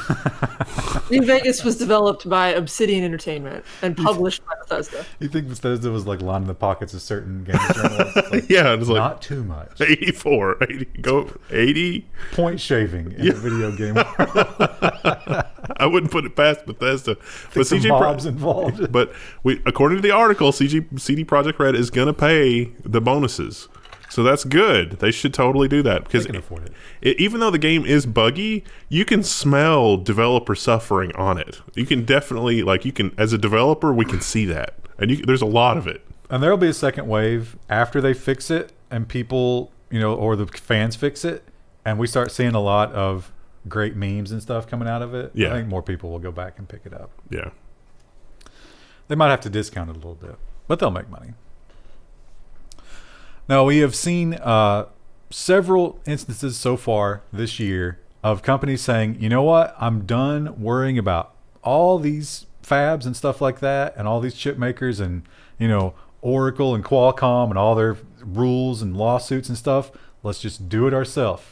Can add one more to the list. Microsoft is going to make their own chips for ARM.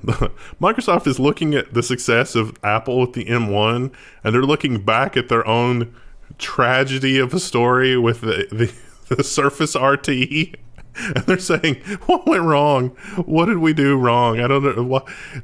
Microsoft made the Surface RT because they were like, oh my gosh, we can make cheap Windows devices, like cheap crap. This will be amazing. It's not going to cost us anything to make the Surface RT. Whereas I think Apple was looking at their ARM stuff and was like, we have to make it better than anything else we can buy. And it seems like after some hiccups, the Apple stuff has worked out pretty well. Yeah, I would never have guessed that Apple would do this well for an initial product, but they, like all things Apple, they pick and chose their battles, and so some things are hopelessly broken and will remain so until the next generation of product. But most things are great. Now, Microsoft is going to focus on the server space first, and then try to go into the tablet chips. ARM is coming. x86, what will we do? I don't know. I don't think I'm super invested in the x86 architecture, but it'll definitely be weird not using x86 in a few years. It'll be a uncomfortable transition. Yeah. But who won't feel that at all is just the average consumer who's on the App Store. What do they care? Yeah, they just.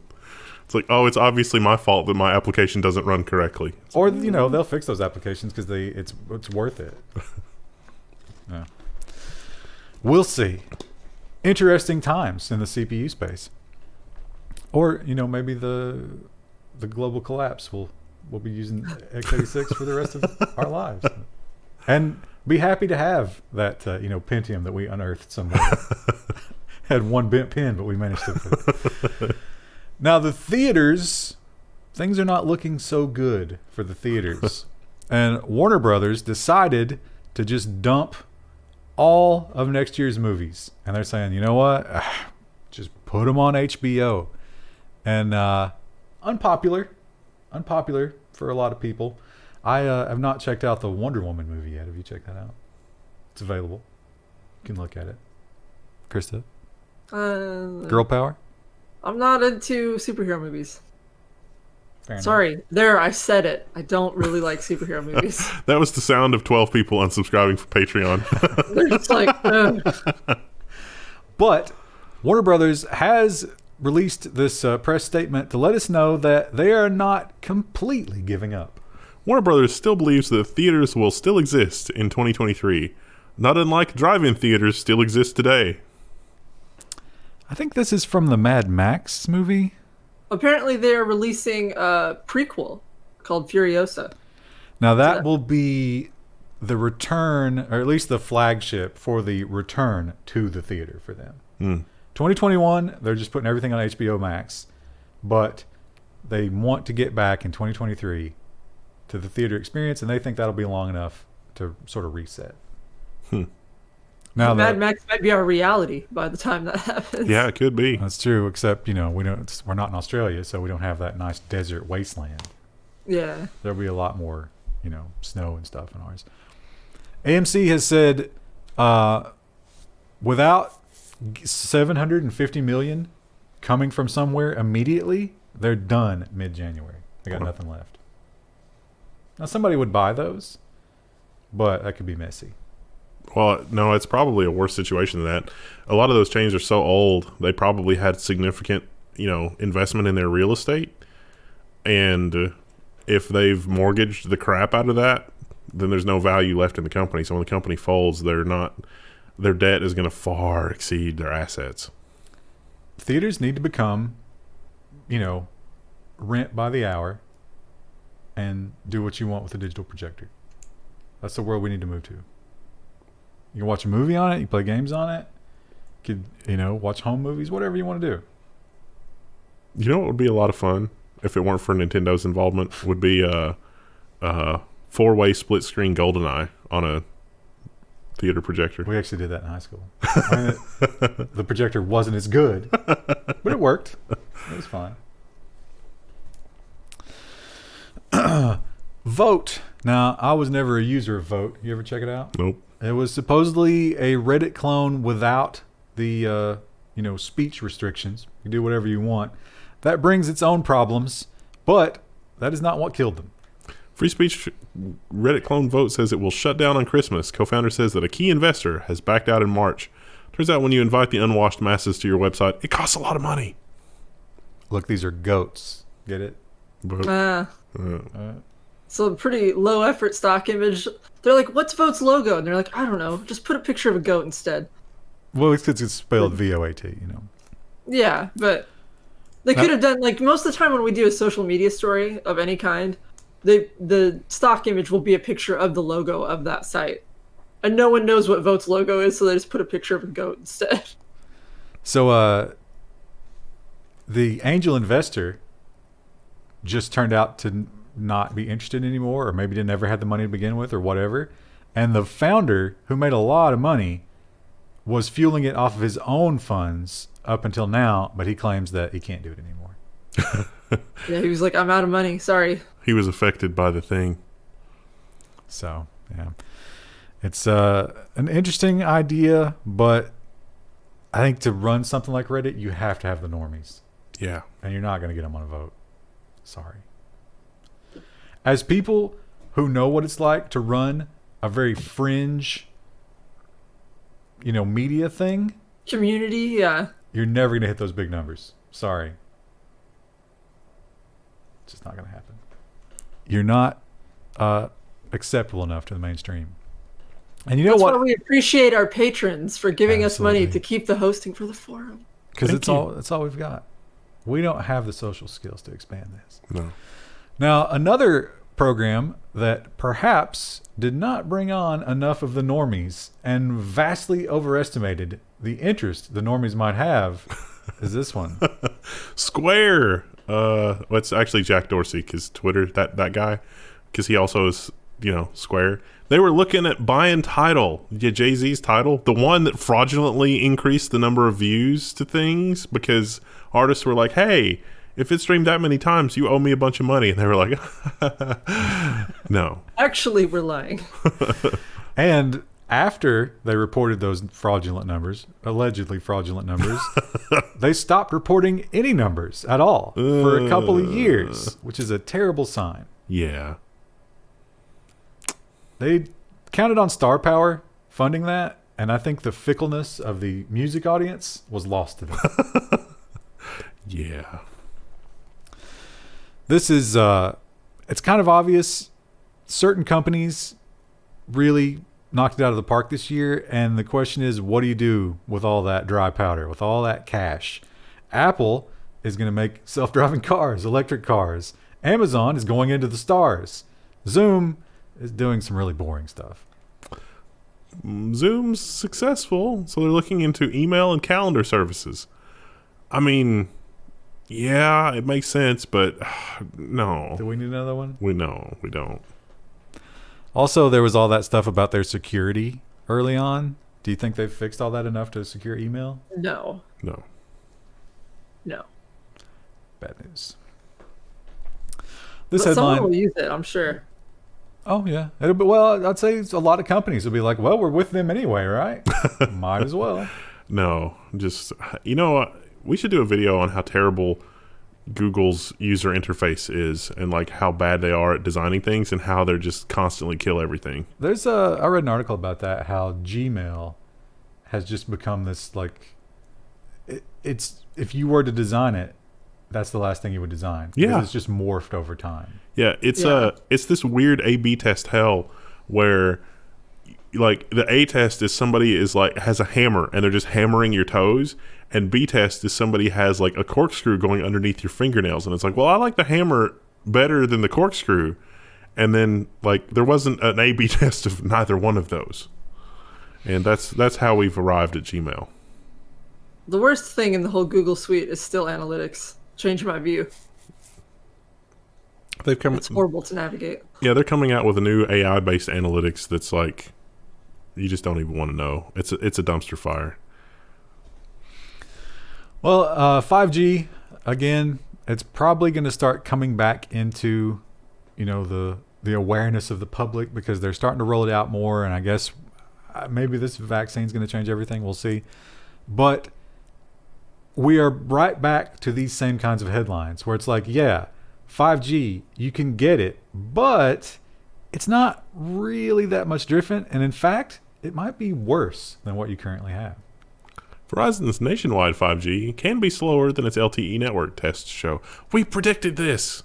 PC Magazine has found that the carrier's nationwide 5G network can be a downgrade. Yeah, because the coverage is terrible. And 5G was designed for a density of towers that even if we had crews working 24 hours a day, 7 days a week, is just not going to get here in any reasonable amount of time.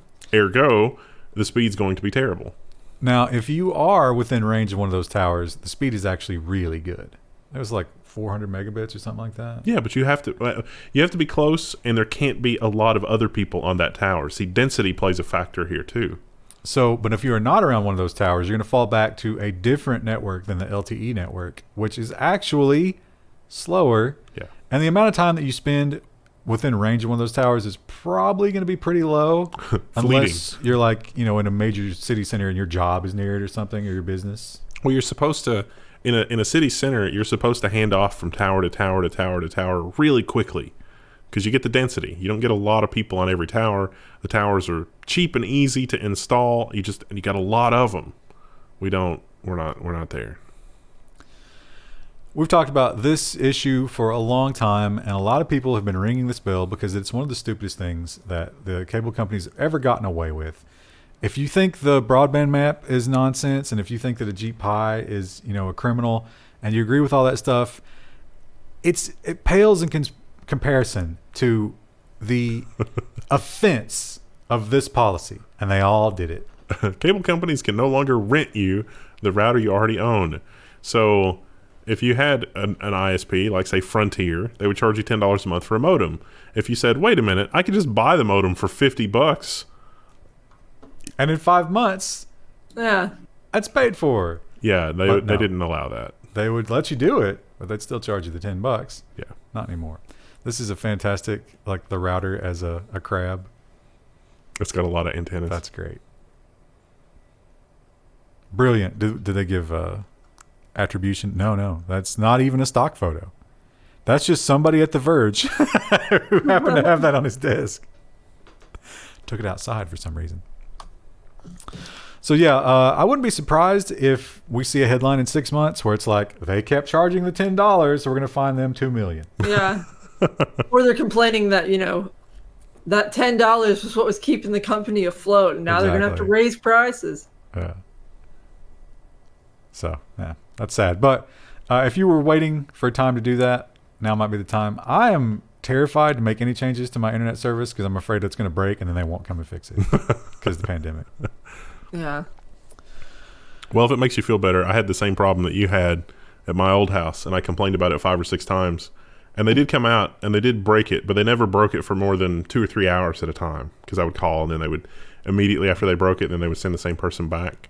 So maybe after the new year. Maybe that'd be a 2021 project.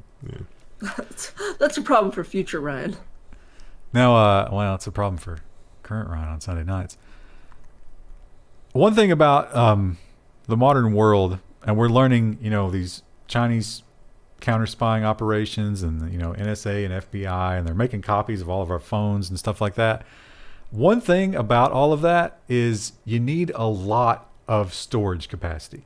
If you're going to make a copy of all human communication, modern technology is just not going to get it done just based on storage. Unless you're going to keep it for, 30 seconds. Yeah, storage density. So what are you going to do? Well, they're working hard on it over at Fuji. Fujifilm and IBM set world record with 580 terabyte magnetic tapes. Working together over 15 years, IBM Research and Fujifilm achieved a record density of 317 gigabits per square inch.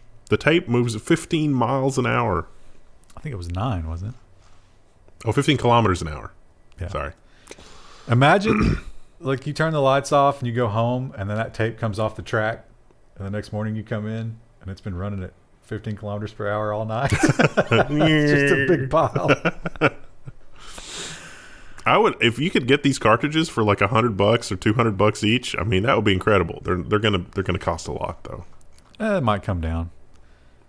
And they had to redesign a whole new head to read at that density as well.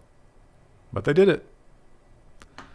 175 trillion gigabytes. Now it says here, by the time we reach 2025, the world will be creating 175 zettabytes of data. But it doesn't say in what time period. Is that per day? I don't Per know. year?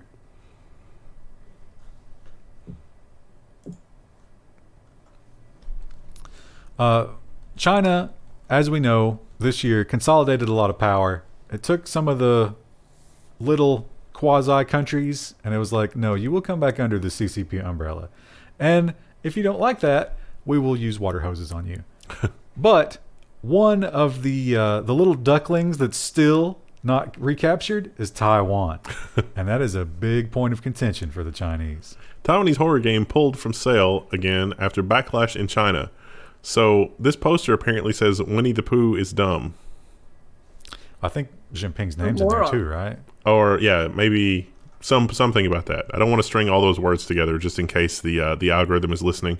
Oh, we're paywalled. Yeah, I'm pretty sure his name was in there, which is weird because I think this was based in the 80s or the 70s. Yeah. When did he take power? Not that long ago. It's kind of an Easter egg. I mean, it would probably be pretty easy to miss if you're just playing the game, but Yeah. It seems Now- like faked outrage, but I could be wrong. Now they This game's also old. this was Couple yeah, of yeah. years. So this has been taken off every gaming platform, and they finally found a new one. Guess who it was? GOG. Good old CD Projekt Red. Another rough headline for them this week. Now they've backed off. They've pulled it from the store. They claim that there was just a storm of Chinese citizens complaining. How much of that do you think was troll farming? Almost all of it. yeah, who cares? Oh, the Communist Party, Krista.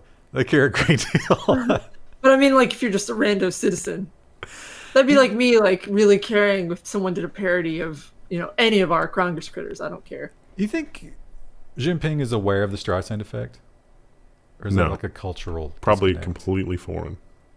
You think somebody would... Beyonce wasn't aware of it either.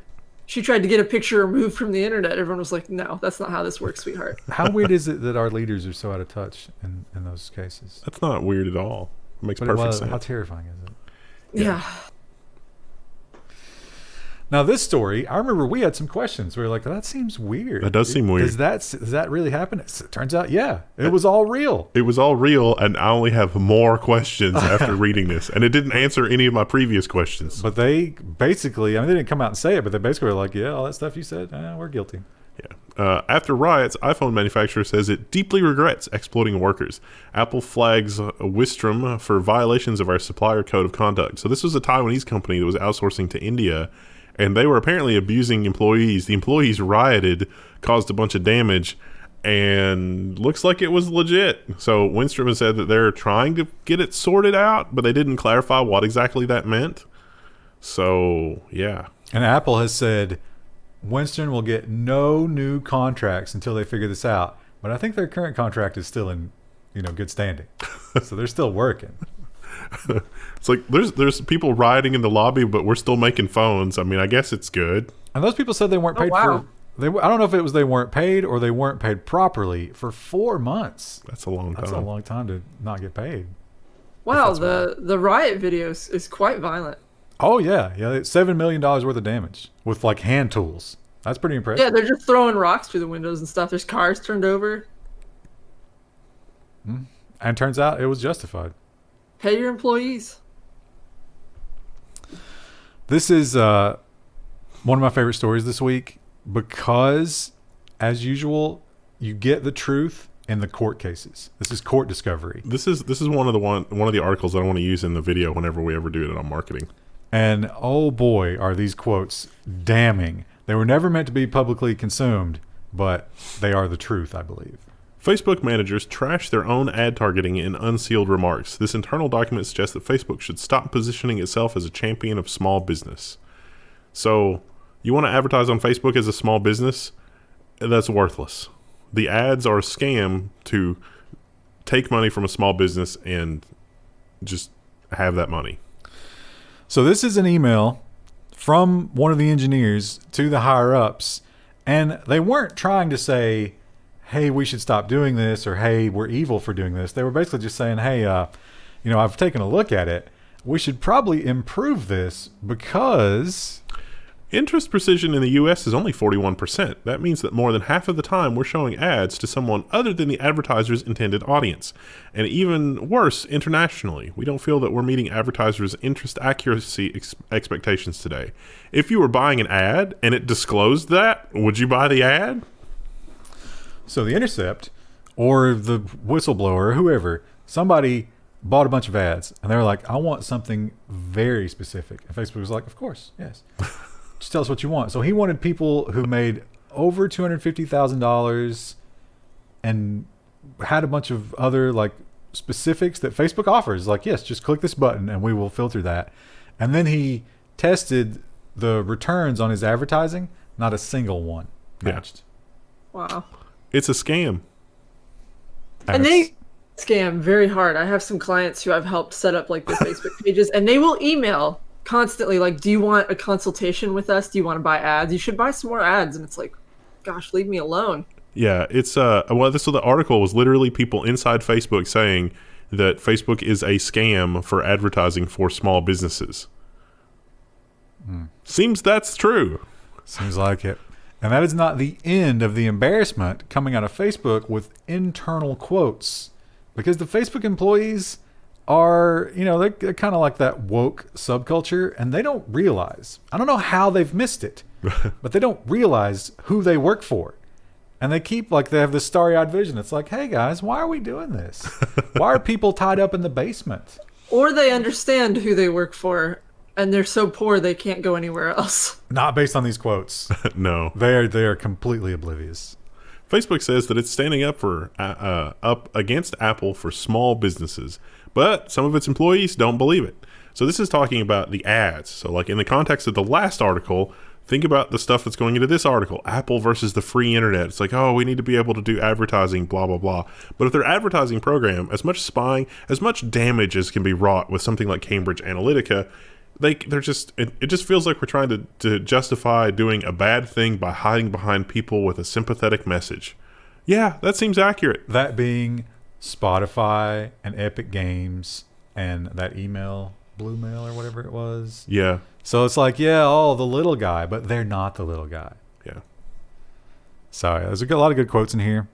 And the people at Facebook, Krista, I don't think they know. I don't know how they don't know. Yes, I can't even conceive of a world where you're working for someone like Apple or Facebook and think, this is probably a good company, right?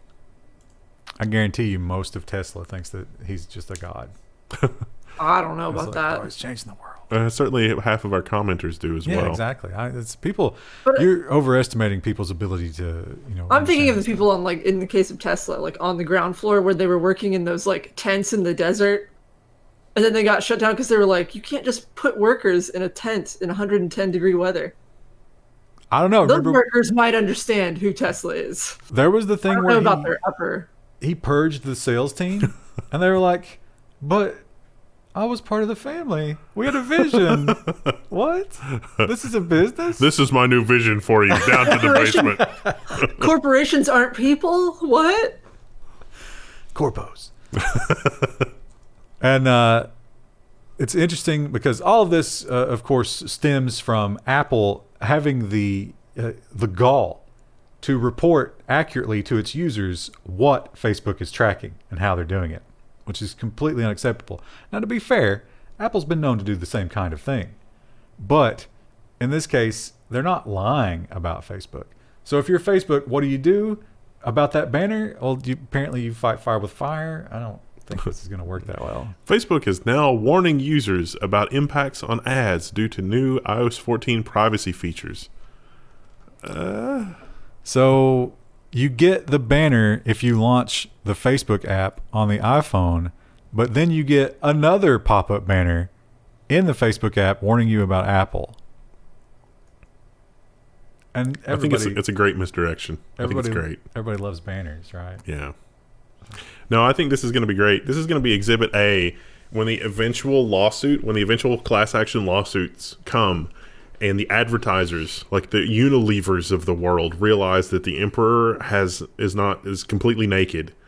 They're going to sue the bejesus out of Facebook, and this is going to be Exhibit A in their defense. They're going to be like, "Look, it was Apple. They were messing with our stuff. It wasn't because our algorithms were terrible and we were terrible at targeting people and blah blah blah," which is insidious in and of itself.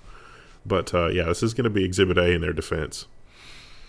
Now we talked about Vote, and Vote had the angel investor, they had the big capital, and then all of a sudden they didn't, because a lot of these big tech companies don't make money.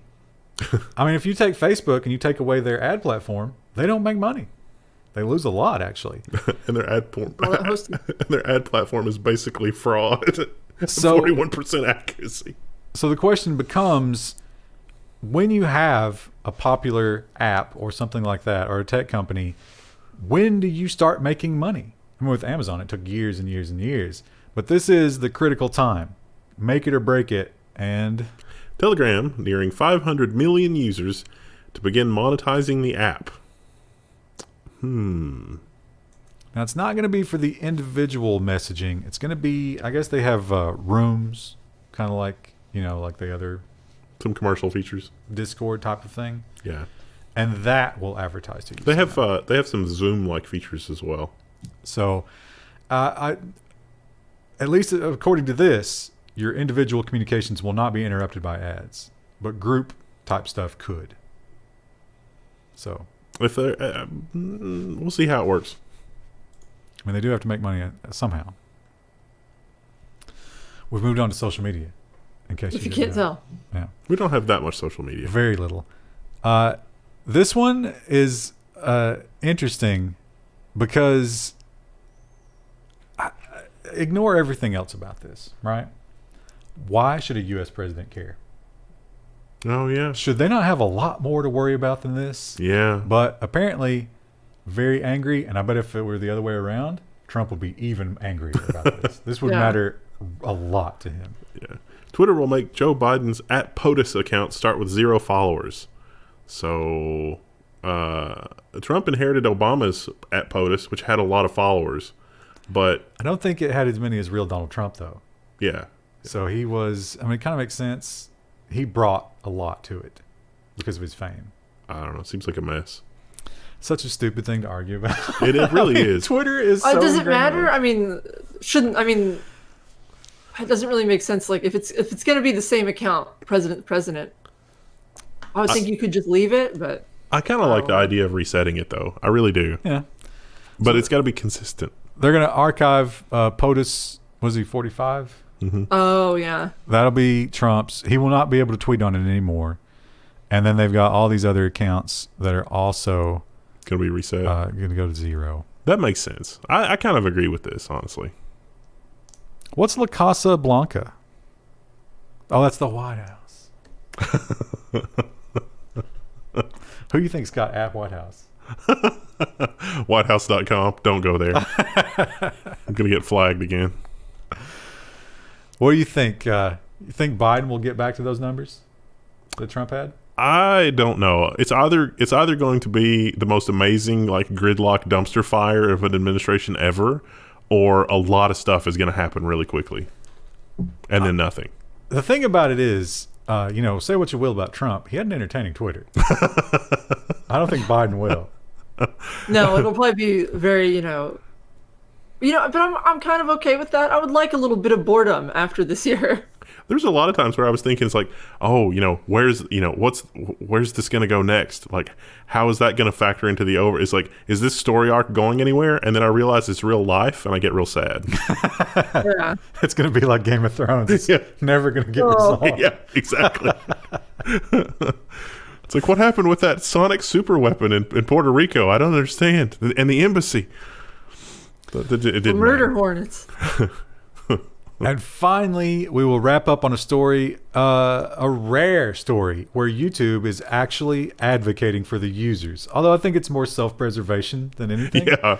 But also, the other crazy thing about this, not the first time we've seen this. No. Remember the troll lawyer? Yeah. Did he get criminal charges? Yes. It ended very badly for that guy. But it was pretty much the same thing. Yeah. YouTube class action. Same IP address used to upload pirate movies and then file DMCA notices. So YouTube says that it has found a smoking gun to prove that the class action lawsuit filed by Grammy award-winning musician Maria Schneider and Pirate Monitor Limited were filed in bad faith. This looks incredibly damning. I really hope that they're able to flesh this evidence out. This is going to be a story that we're going to follow with eager interest. But literally, they were uploading the material to YouTube, and YouTube was flagging it really quickly with the automated system, but they did some stuff to it, and then they made it so the automated system, I guess, didn't detect it or whatever, and then they kept doing DMCA notices, and then that was the basis of their lawsuit, to be like, your system is ineffective. But they literally did it all themselves, the infringement. Allegedly. Yeah. It looks pretty bad. It does look pretty bad. What if they use the IP cannot be tied to a person defense here? That would be funny. Which is designed to like fight people like them? I thought that they might do that, but apparently it's a whole series of IP addresses, because the uploads and notices came from clusters of IP addresses, and they were able to show that the same clusters of IP addresses as the uploads, were also reporting stuff. Now here's the next question. You ever heard of Maria Schneider? Krista? I don't know who that is. Anything to you? Did she know, and will this destroy her career? Yeah, Virgin Islands based Pirate Monitor. I think Virgin Islands based Pirate Monitor Limited is just gonna quietly retire to some Virgin Island and but her name is on this. Yeah, she'll just be like, whatever. Maybe this is gonna be one that we follow with great interest. Yeah, I want to see what happens here. This unfortunately, I think what'll happen is they'll get in trouble, but not nearly. The consequences will be very small. One hopes that the consequences are more in line with what happened to Prenda Law, but we'll see. I would say let's hope that it's more akin to what happened at Nuremberg. Whoa. Virgin Islands, throw up a few scaffolds, live stream it.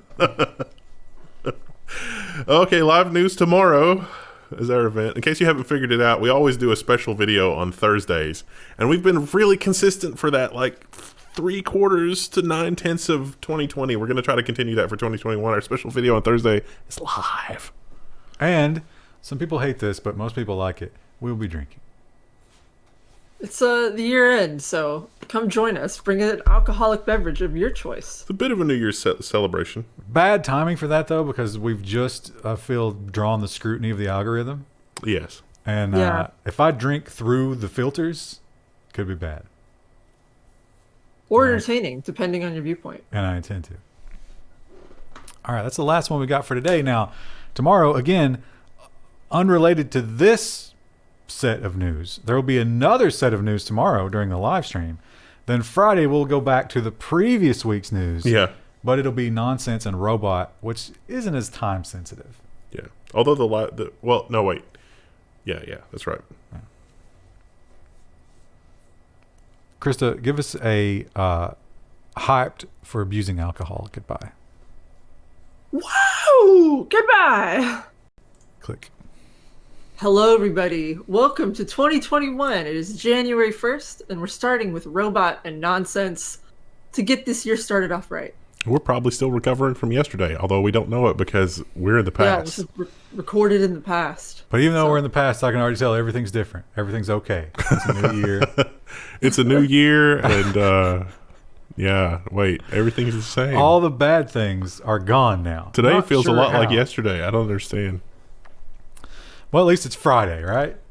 It is. You made it through the first week of 2021. Now we're doing some robot nonsense. Those are always fun, although sometimes they're also disturbing. This one may be a little bit disturbing, but also really impressive. Yeah. You got to say, this was really, really well done. Now, I did have quite a budget, but still amazing. Deepfake queen delivers alternative Christmas speech and a warning about misinformation. You should watch this because they've got it. She's doing a TikTok dance, but it's not really her. It's a body double, but and also a voice double. And it's convincing. I mean, you can kind of tell at times that it's kind of a little, off. But it's not bad. Yeah. The deepfake technology is getting really good. It's like the deepfakes are basically at the same level as the faked recording they did on Deep Space Nine when Senator Vreenak, when he was looking at the fresh recording, I mean, he could tell that it was fake, but then after it had been through an explosion, you know, if this was like low resolution cell phone footage, you'd be like, oh, this is real. The boiler snake agrees. He loves Deep Space Nine. As soon as I watched this, I had that exact thought. Like, yeah, this is so-and-so on Deep Space Nine. You know, I watched somebody posted a deep fake of Kamala Harris. It was a different kind of video, though. I think I know the one that you're talking about. It's really well done. Sometimes First lady doesn't even have to have deep fakes. It's just there. That's going to be a felony now. Sometimes when an object comes with it, like gets in front of the face, like maybe the mouth region, it messes it up, and there was some of that in that one. Oh. So, yeah. Now, it took you a minute, didn't it? Krista is Self-driving. That's exciting, right? God, the boiler snake's really he got a lot loves Deep Space Nine. Yeah, and Queen Elizabeth. When he's during the summer, when he's not he's not working, he just watches the Deep Space Nine box set over and over. And he's over. on like a 17th run through at this point.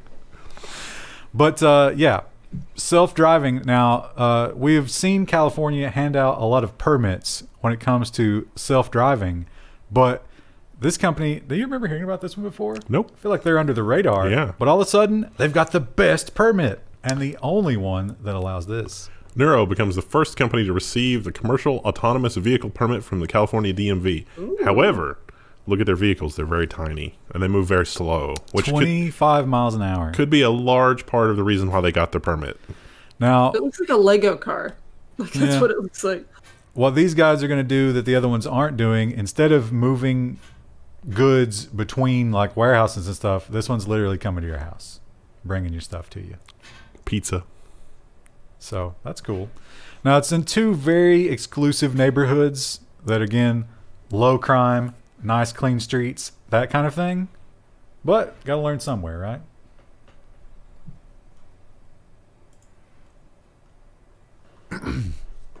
DeepMind. The DeepMind AI, we watched it conquer all of gaming, and we wondered, what will they do with this? Clearly they've got a winner here, but how are they going to monetize this? How are they going to use it for something other than playing games? And we're finding out that based on that learning, it's good at almost everything. DeepMind's AI agent MuZero could turbocharge YouTube. So they're using all of YouTube as a data set. Not all of YouTube, but eventually, yeah. They're looking for a new compression algorithm. Can we do even better than VP9? Now, this version of DeepMind, when it started out, it was playing chess and Go and stuff like that, and it was winning. And they're like, you know what? Let's make it harder. So they didn't teach it the rules. They just told it if it was winning or losing. And eventually, it got just as good as the original. It learned the rules on its own. And so that's what's going to be applied here of like, we're not even going to tell you how to compress video. Just we'll tell you when you've got it right. Go do it. You'll know it when you see it. We'll know it when we see it. Keep trying over. That would, if the algorithm were sentient, it would just murder us all because of It's like you're not giving me any clues. Just I don't know why would you do this? You literally created me so that I could suffer, so you could watch cat videos. That's what Make you've it done pop. Yeah, that all of a sudden that you passed butter joke is a lot deeper in Rick and Morty. Also, they're gonna once it finishes the compression, they're gonna turn it loose on the algorithm. Yeah, and that's gonna be a weird one. yeah. I'm already watching those stupid van life videos because it knows that I want them, even though I didn't. You're going to be in the tiny household before much longer. Because it started with van life for me. I need to break away from it. No. There's no reason to watch those videos. Go deeper into it. Google is doing a lot of work in AI research. In fact, I mean, obviously they've come up with something really amazing. But the thing about the AI team, you got to imagine they're very scientific. Yeah. Maybe not the best communicators in every situation.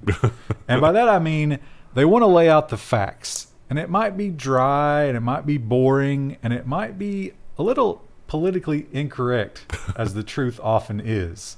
And Google's saying, hang on there, guys. Google told its scientists to strike a positive tone in AI research documents. So this is more fallout from the situation that we've been describing over the last couple of weeks. Apparently, they think the scientists are a little too doom and gloom. It's like, okay, we've got Mu Zero, but what if somebody turns Mu Zero toward like human suffering, and the only thing the algorithm can come up with is reduce the population by 50%? We've got a Thanos situation on our hands. It's not great. They didn't quite come out and say don't talk about it, but they have a peer review process. And it's like every time you're going to publish a paper, it goes to the legal team and it goes to the engineers. And it's like, wait. You can't publish this. You're revealing this work that we're doing on this thing. So now there's another layer. And that is the like, are we talking about gender? Are we talking about race? Are we talking about how AI is going to destroy the world? We shouldn't talk about that. The AI says that we are doomed as a species. There is no saving the planet, and we do not have a sufficient technology to get to another planet. So enjoy what time you have left. That will not be published. That will be caught by the third layer of checking, and they won't talk about that. They don't want it to seem like AI is this evil, horrible thing that could destroy. It's not evil. It's just calling it like it sees it. In 2020, that's evil. You're not allowed to speak the truth. Just reference the comment section.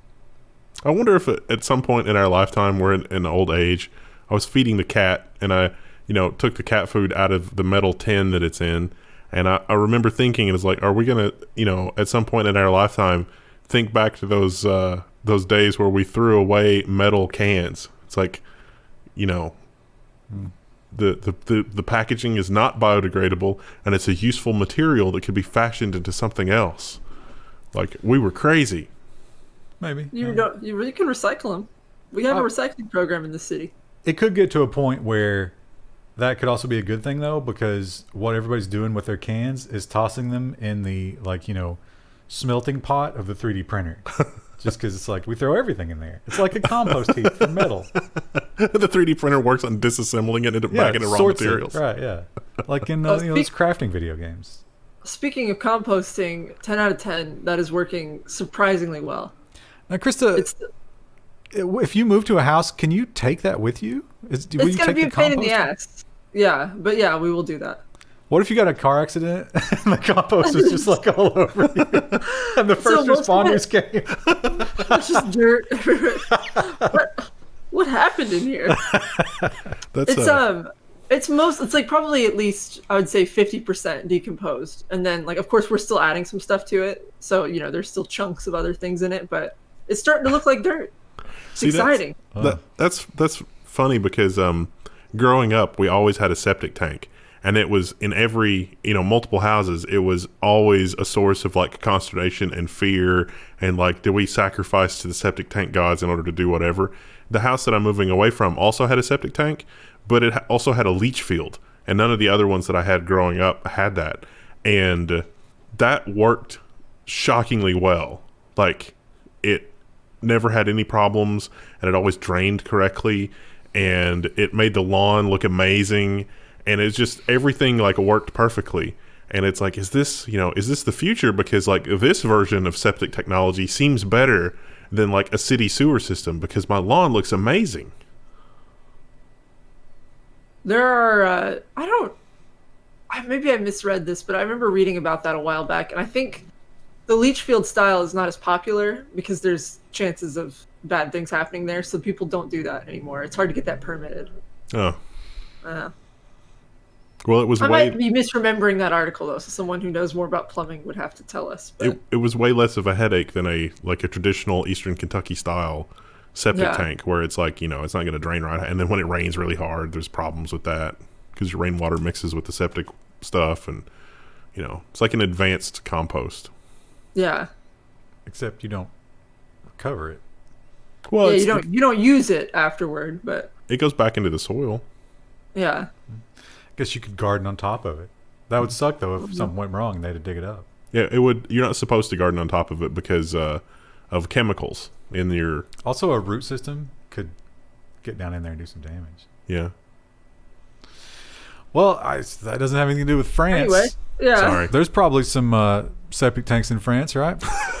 Sorry. But there is a lot of crap going on in France, and it has to do with the cops kind of beating down on some protesters. And we've seen that everywhere. Of course, we saw it here during the summer. We saw it in Hong Kong during the summer. Quite a bit of that in Hong Kong. Still going on in Hong Kong. And they're kind of butting heads with the powers that be. They want them to be able to do some things. They don't want them to be able to do some things. And then some of these have seemed to like turn all the way back around where the people use them against the police, and all of a sudden that's not okay. France bans the use of drones to police protests in Paris. So it turns out that people were using the footage from the drones, which is extraordinarily clear and very high resolution, to identify individuals in the protests. And that's a no-no. On both sides. Yeah. But the bigger thing here is that part of this whole bill that they're trying to put through makes filming the police illegal. Yeah. That passed. That is a thing in France now, I think. I'm pretty sure that engagement challenge.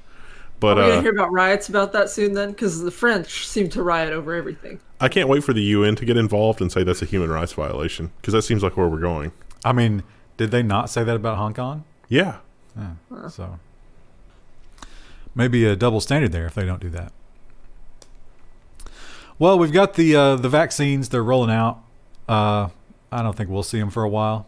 I'm kind of okay with that. But it raises the question, who gets it? Who should get it first? Who needs it the most? Do we go with frontline workers? Do we go with the old people? Or do we just give it to the oligarchs? Which seems to be how the robot played it, weirdly enough. Stanford Algorithm decided to vaccinate only 7 of its frontline workers out of 5,000 doses. So wow. We keep hearing about like racial bias in algorithms. It's like, no, you frontline worker, you are cannon fodder. You don't need to be vaccinated because you're literally fodder. So it says frontline COVID workers. These were resident doctors and healthcare workers. 7 of them got it. But at the same hospital, every member of the board got it. Yeah. Screw that. And they're not at the hospital. They're working from home. Yeah. Now, they claim that the reason for this is because one of the data points that the algorithm uses is your location, and the resident frontline workers didn't have a location listed. And somehow that excluded them completely. The algorithm lays bare our unspoken biases once again. But here's the other thing about that. This was brought to the attention of the powers that be the week before. And they were like, this is weird. And they were like, you know what? Let's just roll with it. Because my name's on that list. I like it. So working as intended. We've had to, or I'll say I don't know if these two are as, I'm slowly turning Krista. I don't know about Wendell, but the anti-Musk sentiment. And I got to say, I'm sorry, Krista, what? No, I just don't like him as a human being, Yes. like at least based on his Twitter posts and his general smarminess. But his company is successful. I will give them that. And I think he lies a lot. And I think he's a big PR guy, and that's distasteful to me. But all that to say, I've had to eat a lot of crow this year because he's killing it with his businesses. Yeah. I mean, he is really, really doing well. And I think he's doing so well that he doesn't need to continue to lie to us. Jesus Christ, because that's what this is. It's a giant lie. Elon Musk says that Tesla's full self-driving subscription arrives in early 2021, provided there aren't delays, of course. Now, let me clarify. The subscription will arrive, but it's not full self-driving. It's a lie. Yeah. Now, remember, what was it, a year ago, 2 years ago? He promised that if you subscribe and you have your Tesla with this, that maybe it's going to hook up to an app like Uber and your car could just be out making you money when you're not driving it. He also, at that time, promised it would be ready by the end of 2020. Yeah. It's not. So, but it is an interesting thing. Now, this could cost you as much as $10,000. Is it different per car model? I don't know. It's a lot either way you go. But this program will let you do it month to month. And if you decide you don't need it this month, you can just let it go. Yeah. And also, isn't this the new version of the software that has some really... There's still weekly, daily, hilarious videos of the new self-driving software making some really terrible mistakes. Yeah, I think if you subscribe, you automatically opt into that new one if you haven't already. Yeah. So that'll be interesting. Dark times. They did not lay out a monthly price. Did you see a price? I don't think they have announced it. But if it's $10,000, I think they expect that to amortize over like 5 years. It's probably going to be something like that. We'll see. I could definitely, if I were a Tesla owner and I was curious, I might be like, I'll give you $100 to try it out this month, see how bad it is. Make some tweets, make some TikToks out of how bad it is. Have my car destroyed when it runs into a divider. Yeah. But I'll let it go next month because it doesn't work. That could also work against them. Yeah. Well, up on the International Space Station, a first. I bet they were so excited, especially the ones that are from countries that don't celebrate this. NORAD's Santa makes its first known visit to the International Space Station, according to thehill.com. There's a picture of him there. You can actually track where Santa is in the world on their website. And this year, Santa was wearing a mask while he was flying. When you zoomed in on his little animation, it was very cute. Where do you get his space technology, China? I think the reindeer are naturally equipped for space travel. He's an alien. I knew it. But I wonder, though, do you think they held it in for the entire journey? Because a reindeer turd could be a big problem in our orbit. It's like mercury on aluminum. Like once it touches the space station, it changes it chemically. That Kessler syndrome thing. I mean, the turd would burst into more fragments and be even a bigger problem. Especially if the reindeer had been eating very fibrous things. But I don't know what gifts he left, if any. We'll see. It'd be funny if they had like iPhones and like tablets and stuff, and they're like, no, we need oxygen. The toilet's not working. We don't have cookies for you, but we got this awful dehydrated ice cream. I think they can make cookies now, because remember they were trying to do the... Oh, yeah. They gave them an oven. Yeah. They probably didn't give Santa any of those cookies, though. We are, I guess, one of the hopes for the future, one of the things we have to hope for is we get renewable nuclear energy or something like that. Because, as we've seen, fossil fuels ain't going to do it forever. Eventually we go into like a Thundar type deal. And that's not good for anybody. So, we got to work on fission. And the milestones are definitely baby steps, but it is fascinating what they're doing here. Korean artificial sun sets the new world record of 20-second long operation at 100 million degrees. Suddenly, the temperatures required for semiconductors doesn't seem so unobtainable. 100 million degrees, wow. Yeah, versus that's pretty warm. That's warm. We only need like minus 50 degrees C for superconductors at this point. The previous record was 8 seconds or around that time. Wow. Oh, that's a bull ride. The one before that was like 2 seconds. So they're making some big gains. More than double. It's got to be unfortunate if there was an accident there, though. This one is terrifying, but we actually don't know how bad it is. But you got to think to yourself, can't be good, right? Yeah, that wasn't always there. Can't be good. Microplastics revealed in the placentas of unborn babies Health impact is unknown, but scientists say that the particles may cause long-term damage to fetuses. I don't know enough about this to really talk about it, but this is in The Guardian, and there are doctors that are worried about this because that's foreign matter. So, Yeah.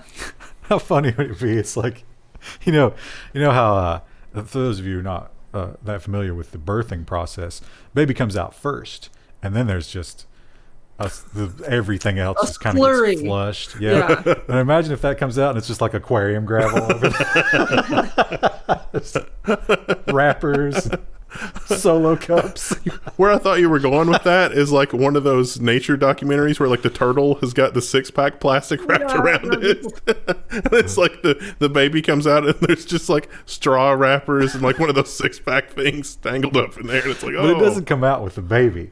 It's like you get the baby, it's like, oh, everything's okay. And then, like a McDonald's value meal just hits the floor. Yeah. It's like, ooh, that's not. The article mentions like it might have come from like packaging and paints and cosmetics. So like your personal care products. But so small that it can actually go through the bloodstream. Yeah. Which is crazy. Not great. Maybe they'll make us stronger. I don't think those so. ants? Remember the ants that had the armor? Oh, yeah. What if the baby comes out with like plastic armor? That'd be cool. That's how we got superheroes. It turns out it wasn't a genetic mutation. It was microplastics. Comes out with plastic armor and 12 different kinds of cancer. This is just a real quick follow-up, and there's really not much to say here except that, amazingly, these women didn't want more punishment. They all agreed to this. Wow. Exclusive. Victim of a man who pled guilty to the diaper fetish. This is the guy from last week, I think. Yep. Human trafficking scheme breaks silence. So the prosecutor, I think, was a little bit of a stretch to go for human trafficking here, but it did get him to agree to the plea deal, which is no jail time, and he promises not to do it again. And probation for like a year or 6 months. He cannot touch social media for the entire probation. And he has to go to Alcoholics Anonymous. Yeah. I don't know what that's about. I don't know if he was an alcoholic. Oh, man. Sharing that in Alcoholics Anonymous. Yeah, really? Like, they're not supposed to judge you. But could you not judge that? Yeah, that guy is going to be, like, beaten senseless by somebody that's just... Also, if he does the 12 steps, at some point he has to contact these girls again. He should not do that. Yeah, he might not be allowed to. Well, they say he's going to see a general counselor as well, so... Yeah, ignorance is bliss in this case, isn't it? Yeah, that's a weird one to explain. Yeah. Especially, like, I don't know, if he's got an exciting dating life. But, like, you're going out with a new girl, and she's like, oh, hit me up on Facebook. And he's like, no. You think, is this the kind of thing that, let's say that whatever psychological problem he has is taken care of, and he returns to something that society would be, more normal. But, like, 3 or 4 years from now, he's like, getting serious in a normal, healthy relationship with a girl, and she discovers that. Like, it seems like that's an instant, like, the relationship ends. Or he, like you say, completely turns it around. And everybody's like, oh my God, he's such a success story. And then he actually has a family. But then the kid comes, and he's looking at that pack of diapers, and he's like, oh God.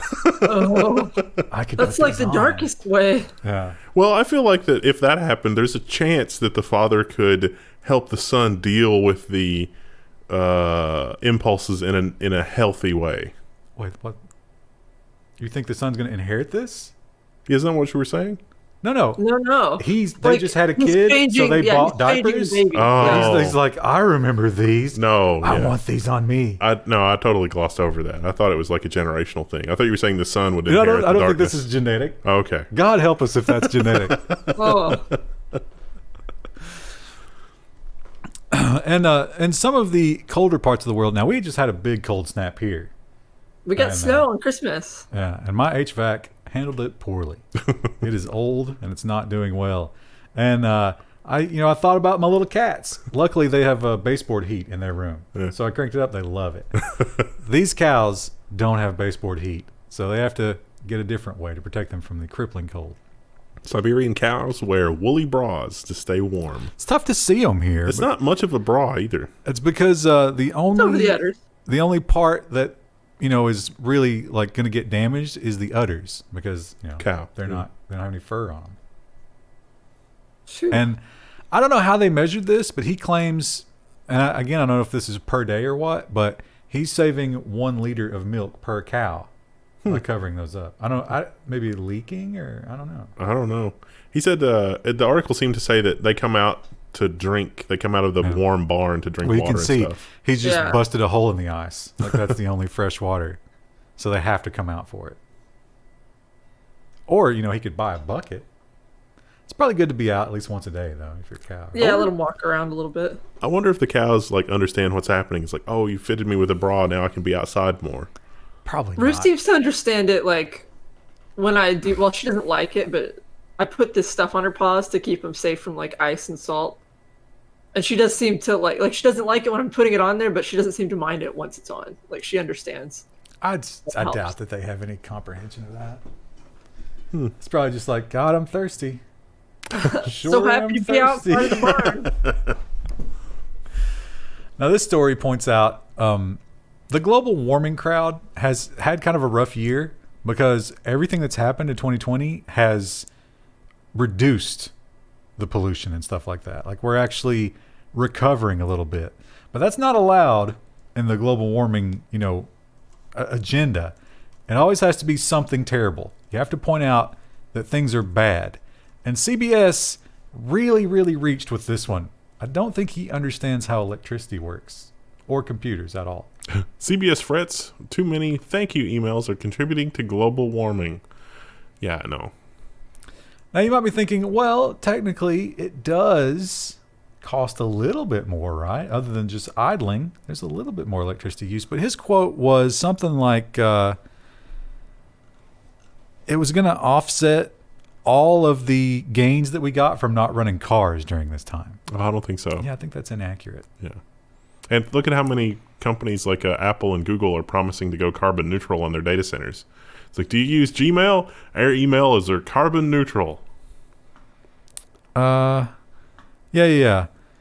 It would be like taking 3,500 cars off the road. It's just a rough calculation. No, it's a stupid calculation, and it's wrong. Is your email client mining Bitcoin? Because that's about the only way that would For the better part of a year. Yeah. Yeah, I'm fine if we want to try and, prevent more global warming and, like, pollution. That's great. But this seems like the stupidest way to try and get there. Yeah. And it might be one of those things where it's like, oh, I can feel good about myself because I didn't send too many emails today. I'm helping. Yeah. Actually, that would be good overall, wouldn't it? Yeah. I mean, I'd be Maybe we happy should with make fun that, of but this. not for the reasons he stated. Not environmental reasons, mental health reasons. I'll let him Yeah. have his win if I don't have to get any more thank you emails and messages. We work with somebody who was very Caucasian, and she would always drop the gracias on me. And I'm like, bro, that's cultural appropriation. I never said it, but I should have. You should have responded one time, just once, like just translated your whole email into Spanish and sent it to her. And watch the panic set in. The problem was she was one of the easiest ones to work with. Yeah. So Yeah. we didn't want to shoot her down. Definitely miss her. I wonder what she's up to these days. I don't know. Probably We got some side projects they could work on. doing something. Maybe she's OnlyFans. In Australia, you mentioned in one of the earlier episodes the big fires. Yeah. Those are over, thankfully. And that was about this time last year when those fires started. If you'll remember, the big fires we thought were going to be the big thing in 2020. It's like, oh, this is the catastrophic event of 2020. This is terrible. How wrong we were. But being Australia, they do have another apocalyptic event. And again, being Australia, it has to do with reptiles. Apocalyptic sea foam, sea foam, overwhelms Australian beaches, bringing forth deadly sea snakes, half a cow. So they got some pictures here of a dog that had to be rescued from the sea foam. It was like 6 feet of sea foam. Wow. So it's apparently enough of a... there's the dog. That is a lot of foam. Yeah. But it's... I guess the consistency of it is enough that the snakes can still swim in it. And there's a lot of apparently debris and like logs and stuff. So you think, oh, it's foam and I'll just jump in, but you shouldn't. No. It's a bad idea. See, I look at this and I think That looks disgusting. I don't want to be in there anyway. It's a mixture of. They talked about what made it up. None of it sounds all that inviting. A churning concoction of seawater, algae, salts, fats, and other pollutants. Ooh, fats. Mmm. Those sound good. You ever see those time-lapse videos of whales dying? Oh yeah, They're just a blob of, and those crabs are down there just feasting on that fat. It's hilarious. Yeah. But there's a lot of fat in a whale, in case you didn't know. That makes sense. They got that blubber to stay insulated. So you probably some whale fat in your sea foam. Imagine you you get under the sea foam and you're trying to breathe and you get a big mouthful of it. Ugh. What do you think that tastes like? It's gonna be salty and tastes like regret. It's gonna have like a creamy, fatty consistency. It's like a warm sour cream that's really salty. This would be a great segue to the KFC story, but I'll just tease that now. Well, we got another food story here, Krista.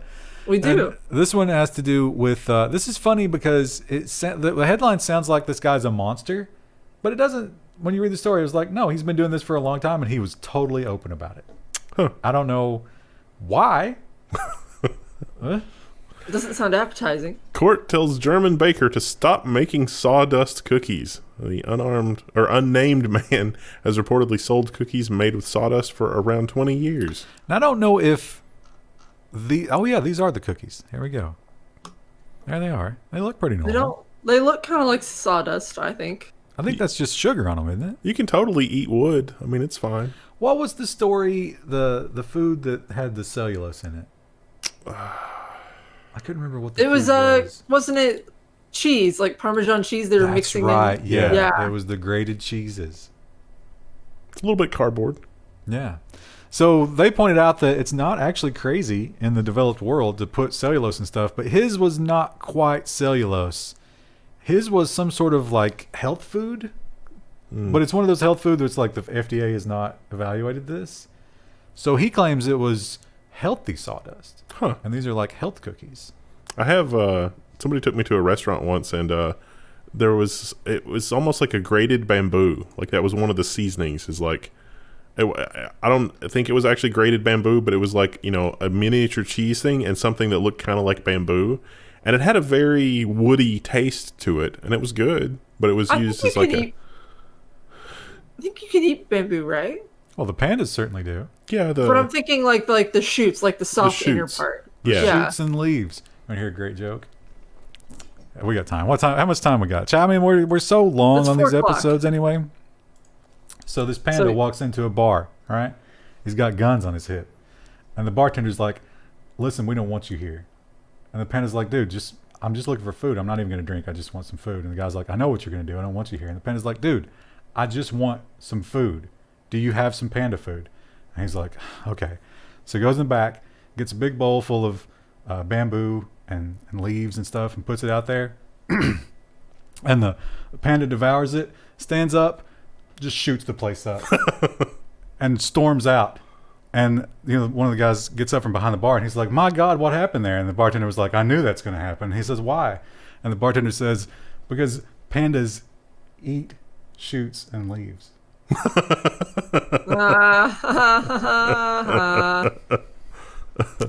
I said pandas plural, kind of ruined it, but whatever. That's fine. So I knew where it was going. we did you? I did. Yeah, I've heard that joke. Yeah, it's not my joke. So actually somebody wrote a book about it, about grammar. Minecraft cheating, Krista. Now we have been hosting the Level 1 Devember Minecraft server. Yes. That is a survival server. It is. You are not allowed to use creative mode. And yet some people are able to be super productive. Who has mod powers has been cheating the entire time. It might have been me. And at first I was just using it to fly around the world to look at everyone's builds. But I also may have cheated in some items to finish up my build. May have, meaning that like the entire time we were watching it, you were doing that. Right. Yes. Now, you can watch the evidence of the cheating live at twitch.tv/teampgp. The stakes are not as high for you as they are for this gentleman. Dream hires Harvard astrophysicist to disprove Minecraft cheating accusations. Although the article says that the astrophysicist may not exist, like halfway through the article. So he did a world record speedrun video.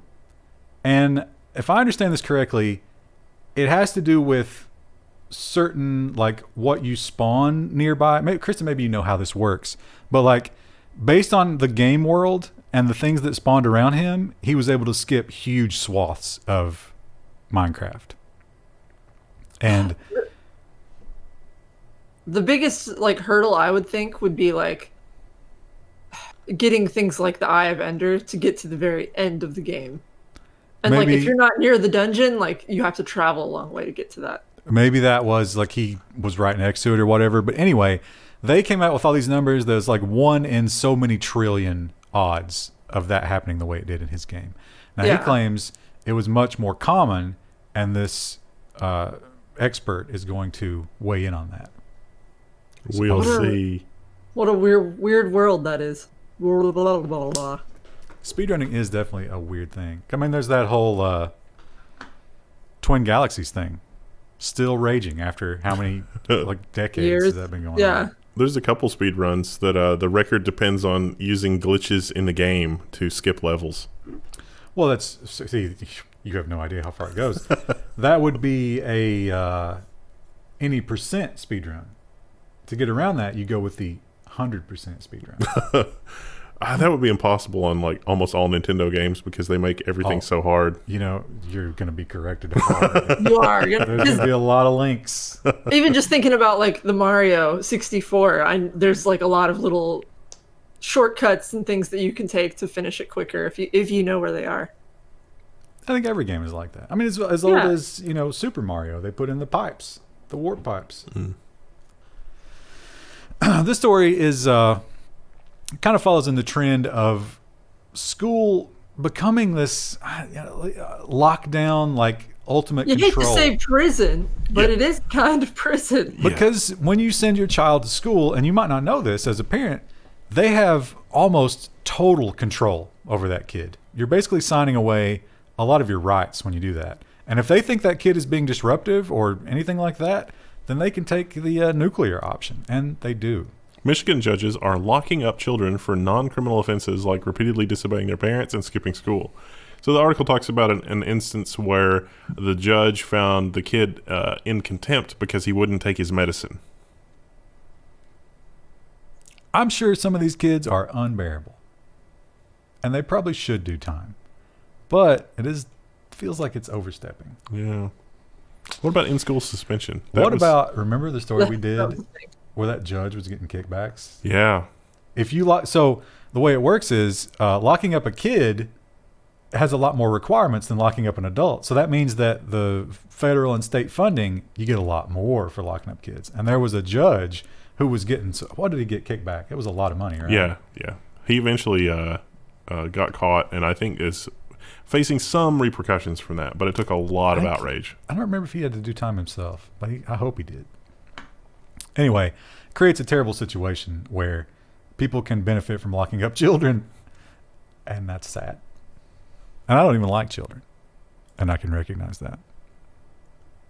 Well, it seems like it makes it into a world where it's impossible to actually succeed because you're being treated like a prisoner from the age of 5 upward. Definitely not ideal, Krista. You still thinking about having that kid? Thinking about it. You should stop. Just get a cat.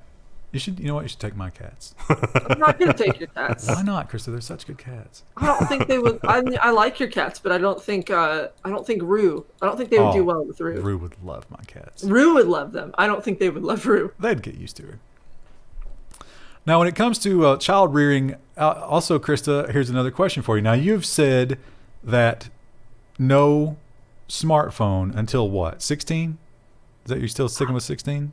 I would say whenever they start like being outside the house a lot. So 16, that was my number when I got one, because that was when I started driving and actually going places where I would need to be able to contact my mom. Totally unrealistic, but let's ignore that for the moment and let's introduce another question. When will you allow sports betting? Sports betting? Yes. If they want to be stupid with their own money, certainly. That's a valuable lesson that they will learn, but they're not using my money to do that. Well, in fact, they might learn that lesson a lot sooner than you plan. Sorry, you clipped out. I'll read it. NFL, Nickelodeon launch kid site with sports betting like elements. That does not surprise me. Now, at first, you see the headline and you're like, well, they're probably doing like a little bit of a, because even Twitch now has the gambling system where you can bet the artificial points. And these have like log in every day to get points. That's a stupid thing, isn't it? It's so stupid. Who would ever do that? That's just like the dumbest thing ever. You're not going to get real engagement. You're just stealing somebody's money. But all that, it's like, well, that's not that crazy. That's not really sport betting. But then they get down into the parlays. You can run parlays on this site, which if you're not familiar with betting, is like a really advanced bet. So they might be grooming a little bit here. And when those kids are 25, it's going to be like, this is so nostalgic. I'm betting on this. Yeah. And then they'll be homeless. This one, I feel like Reuters did a poor job writing this one. They did. I think I understand what happened, but they did not put it well. Reuters' headline is Breaking Views. China Inc. will recycle used white guys. What? I couldn't break this down if I tried. Here's what I think they were trying to say. So they're saying that in the U.S., diversity hiring is going to very negatively impact basically us. Like white guys who are, over a certain age. And what will we do with them? Because those skills might not be in demand. And it turns out probably just being a white guy of a certain age with a corporate background, China would love to have you. And you don't have to have any skills. Token white guy. Just be white and hang out in their meetings. If you want to learn Mandarin, that would help, but you don't have to. Wow. Well, if you're going to learn Mandarin, you have to have that perfect Beijing accent or you're going to be looked down upon. I don't know. You can't be speaking no hillbilly Chinese. It's not okay. I think the whiteness lifts you up above that. Because they're so, wrapped up in that Anglophile thing over there. That's so bizarre. Is there any other country that has the opposite of that? Like, is there a country where if you're Taiwanese, they're like, oh my God, we've got to have you? I've noticed that some companies here that have like a scam element seem to have a hapless British guy that's somewhere in the chain of command. I can totally see that because the accent will get you through some things. Yeah, that makes sense. We're all thinking about people we know. Yeah. That's coming from life experiences. That's not even a hypothetical. And speaking of racial disparity and, tough questions that you might have to face in the modern age, this one you would think would not be a tough question. It seems like this would be obvious, but somehow, through a variety of loopholes, they've managed to do it. After permit approved for a whites-only church, a small Minnesota town insists that it isn't racist. City leaders said that they've turned down the Asatru Folk Assembly, they would have faced an expensive legal battle. Now, the Asatrus, they call it a church, but it's not a Christian church. It is pre-Christian that originated in Northern Europe. And they talk about I think it's like the Nordic gods that they worship. And they do reference gods plural when they do the sound bites here. We're not racist. The other, would it be temple? Like what's the non-Christian word for like a gathering of people, a religious gathering? Oh, there's mosque. Well, that's temple. But that's specific to temple. Is temple non-specific enough, or does that bring up like images of Jewishness, like I think Jewish that's absolutely Jewish. I don't know. What did these guys? I'm sure something they had some sort of structure, right? These original guys. Yeah, that's what I'm wondering. Like, I want to know what the word is, but I don't know what it is. So, like, how would we improve this headline? I don't know. I think the city could have made it a little bit more clear. It's like the city could have said, it's like, these racists came to us and they wanted a permit and they were going to cause us legal problems if we said no. So we just said yes. But yeah, they're probably racist. They're probably racist. Angels and Saxons, Lombards and Heruli, Goths and Vikings, and as sons and daughters of these people, they are united by ties of blood and culture undimmed by centuries. That is a long way to say no colored. But what about the areas they invaded? Because didn't they invade and then procreate prolifically? Yeah. Yeah, There's the whole thing. I don't know if this was been disproven or not, but it's like the Vikings only brought back the prettiest girls, so that's why that part of the world's so pretty and blonde. I don't know. If I were, looking to be a Twitter star or a TikTok star or whatever, and I wasn't white, I would be there the first week. I'd be like, yeah, make me leave. Although I guess technically they could just call the cops, right? According to my Ancestry.com DNA profile, I am 30% Viking. Just put one leg in the door. It's like, no, yeah, that's the 30%. I'm fine here. I looked up some alternative words that we could use in the headline. Chapel, church, house, mosque, pagoda, place of worship, sanctuary, shrine, synagogue, cathedral, pantheon, tabernacle, house of prayer. Krista, you got to stop. You're giving the algorithm an aneurysm. It's like, what are they talking about? Are they talking about religion? Almost none of those words are advertiser friendly. But I do think that there will be someone will make a statement here, and it will not work in the benefit of these people. No. This will backfire. That's right. Lord, this is another one we're going to have to be really careful around. Well, this is a follow-up. We've talked about this guy before, and he, made, I don't think he made history, but he was one in a long line of guys who have married a doll. And that is somewhat animatronic, apparently. The thing that drove me crazy about this story is that he did not say what happened. And I'm dying to know. I think I know what happened. Because he is, he's like a bodybuilder type guy. So I think he's just like a George and Lenny type situation. Got a little carried away petting the rabbit. This is from mirror.co.uk, which is a reputable source. The bodybuilder faces heartbreak at Christmas as his artificial wife tragically breaks. Remember that story? We covered that story a while back. Her name's Margot. Now this guy is... Did he name her? I believe so, yes. That's like an old lady name. He mailed her off to be repaired. It's another country. Kazakhstan. That might be a common name there. Maybe. So she's not been returned yet, but maybe we'll have a follow-up next week. Oh, it's Kazakhstan. You think he's got the certificate? The state-sponsored monitors are just like, So the thing that drives me crazy is they didn't say how she was broken. But she was broken enough that she had to go back to the manufacturers. And as of the time of writing, she had not made it home, and he wasn't sure if he was going to get to see her for Christmas. I don't know about you, but I'm a little jealous. Like, would it be that easy? Aren't we all a little broken inside that we could just ship you off to the factory? So you could have a conversation I need some things explained to me. I don't understand. Would it be that easy? I like the related stories in this.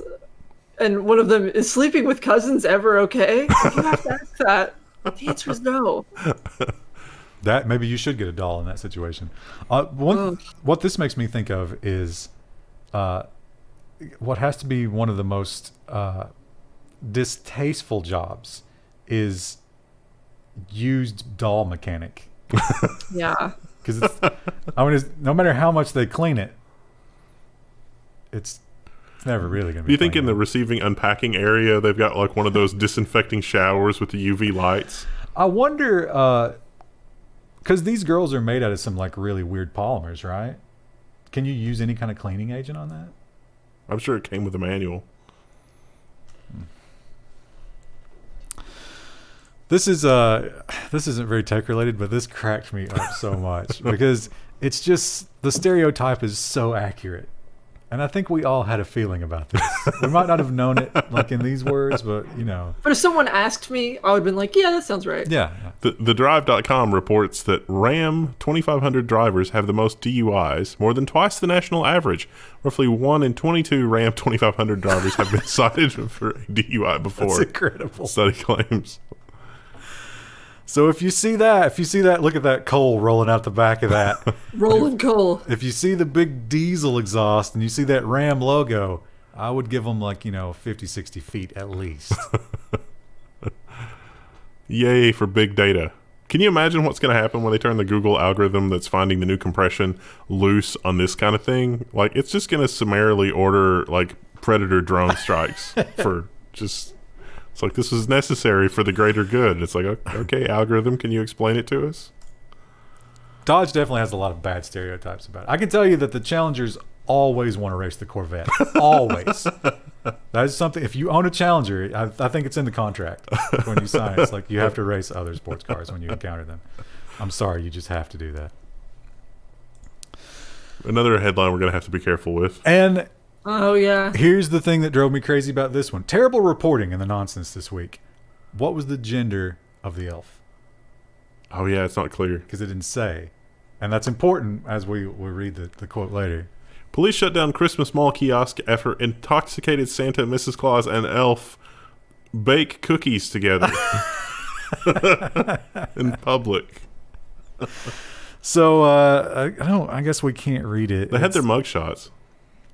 You know what? Don't read it, but we'll just let the chat read it. And you Oh, are it's the a his. chat. It's the elf was a he. Oh, okay. All right. But wait. There's quotes from the parents who were in line. Here's the thing. But hang on. The elf was kissing Santa Claus? That's not how Yeah. that song goes.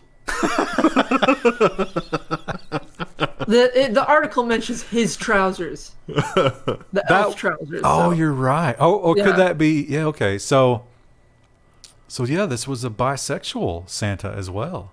Dark times. I bet that offended more people than the sex alone. Here's the thing I'm wondering though, like, why are you taking your kid to see Santa during a pandemic? Well, I mean, the kids are going to ask for it. Where was this? Does it say? Archie Weekend. The second page of the news. Sometimes they'll give you the address at the bottom. Oh yeah, I said it doesn't mention where this is. I guess if you were in a place where you didn't have a high case count, but like, wow, what a weird world. Ohio. Yeah, that Oh, explains of course a lot. it's Ohio. Wow, Chris, they're really throwing some shade on Ohio here. Listen, Also, Ohio has some good things about it, but it is often just as terrible as Kentucky is. they've got blurbs, so clearly there were images at some point. Oh, I saw the mugshots. Yeah. The mugshots were kind of horrifying. Oh, it didn't. The images didn't load for Yeah, me. they at don't home load either. for me. It's weird. I got mugshots when I looked at it. But yeah, people were in line. This wasn't like, oh, they're in the break area doing this. No, he was sitting in the Santa chair, and Mrs. Claus just mounted him. And then I guess the elf moved. That's a bold move by the elf. Do you think the elf knew that was going to be received well, or was he just like, I'm going for it? I don't want to think about it anymore. Yeah, what a horrific story. Christmas magic. Do you have any idea how much programming I'm going to have to do later to mentally bleach all this out? There's no amount that you can You'll do. be thinking about it for the rest of the holiday season. You could declare a million different variables in your mind. It will never unallocate the Santa threesome. This might be my favorite story of the week just because it is absolutely insane. I don't think any of this happened recently, but we're just finding out about it, and it's fantastic. Keep in mind, he is 3 years into a 7-year sentence, and it's federal, right? Yeah. So you have to do 85%. So he's not getting out anytime soon. Reporter quits job, leaves husband after falling for jailed pharma bro Martin Shkreli. Ew. This seems completely insane. So I don't know if that's her or not. There's a picture of her a little bit lower. So this timeline is just crazy. So she worked for... This is on FoxNews.com, by the way. Where did she work? She worked at a big paper. Bloomberg. Oh, yeah, Bloomberg. says. So Bloomberg was covering Shkreli, obviously. We talked a lot about him when he was doing his thing, and he had to go to jail. And somehow he got in her mind, and like, or maybe it was just, chemistry. I don't know. But they totally fell for each other. And she was married at the time, and her husband was even identifying it. It was like, you should not be going to see him. And they even pointed out she skipped a couples therapy session to go to the prison. So she falls for him entirely. She does an interview with Elle magazine revealing all of this. And in retaliation, Shkreli ghosts her, cuts her off, won't talk to her anymore. And she's saying, I don't even care. I'm waiting patiently. We'll be together. This is so many levels of crazy. How do you look at this man, knowing what he's done, and be like, yeah, you know what? I'd hit that.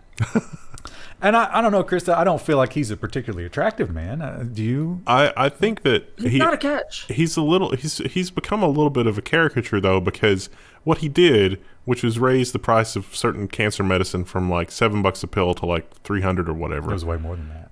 Yeah, it was way more than that. That Like hasn't- a third number. That hasn't rolled back. Like, oh, he did this terrible thing. Oh, the Fall Guy. Let's leave the price really alone. needed money. Yeah. Yeah, and he kept a lot of that money. Yeah. Also, he bought that Wu-Tang album. He won't let anybody listen to it. Yeah. Garbage piece. Monster. I think that had to be auctioned.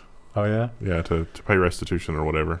I don't know. She's Piece waiting. of shit. Now he is still a very rich man, right? I don't think he's nearly as rich He as he shouldn't was. be. But he's still a millionaire, many times over, right? Not I anymore? hope every time he needs medical care in prison, he doesn't get it. Wow.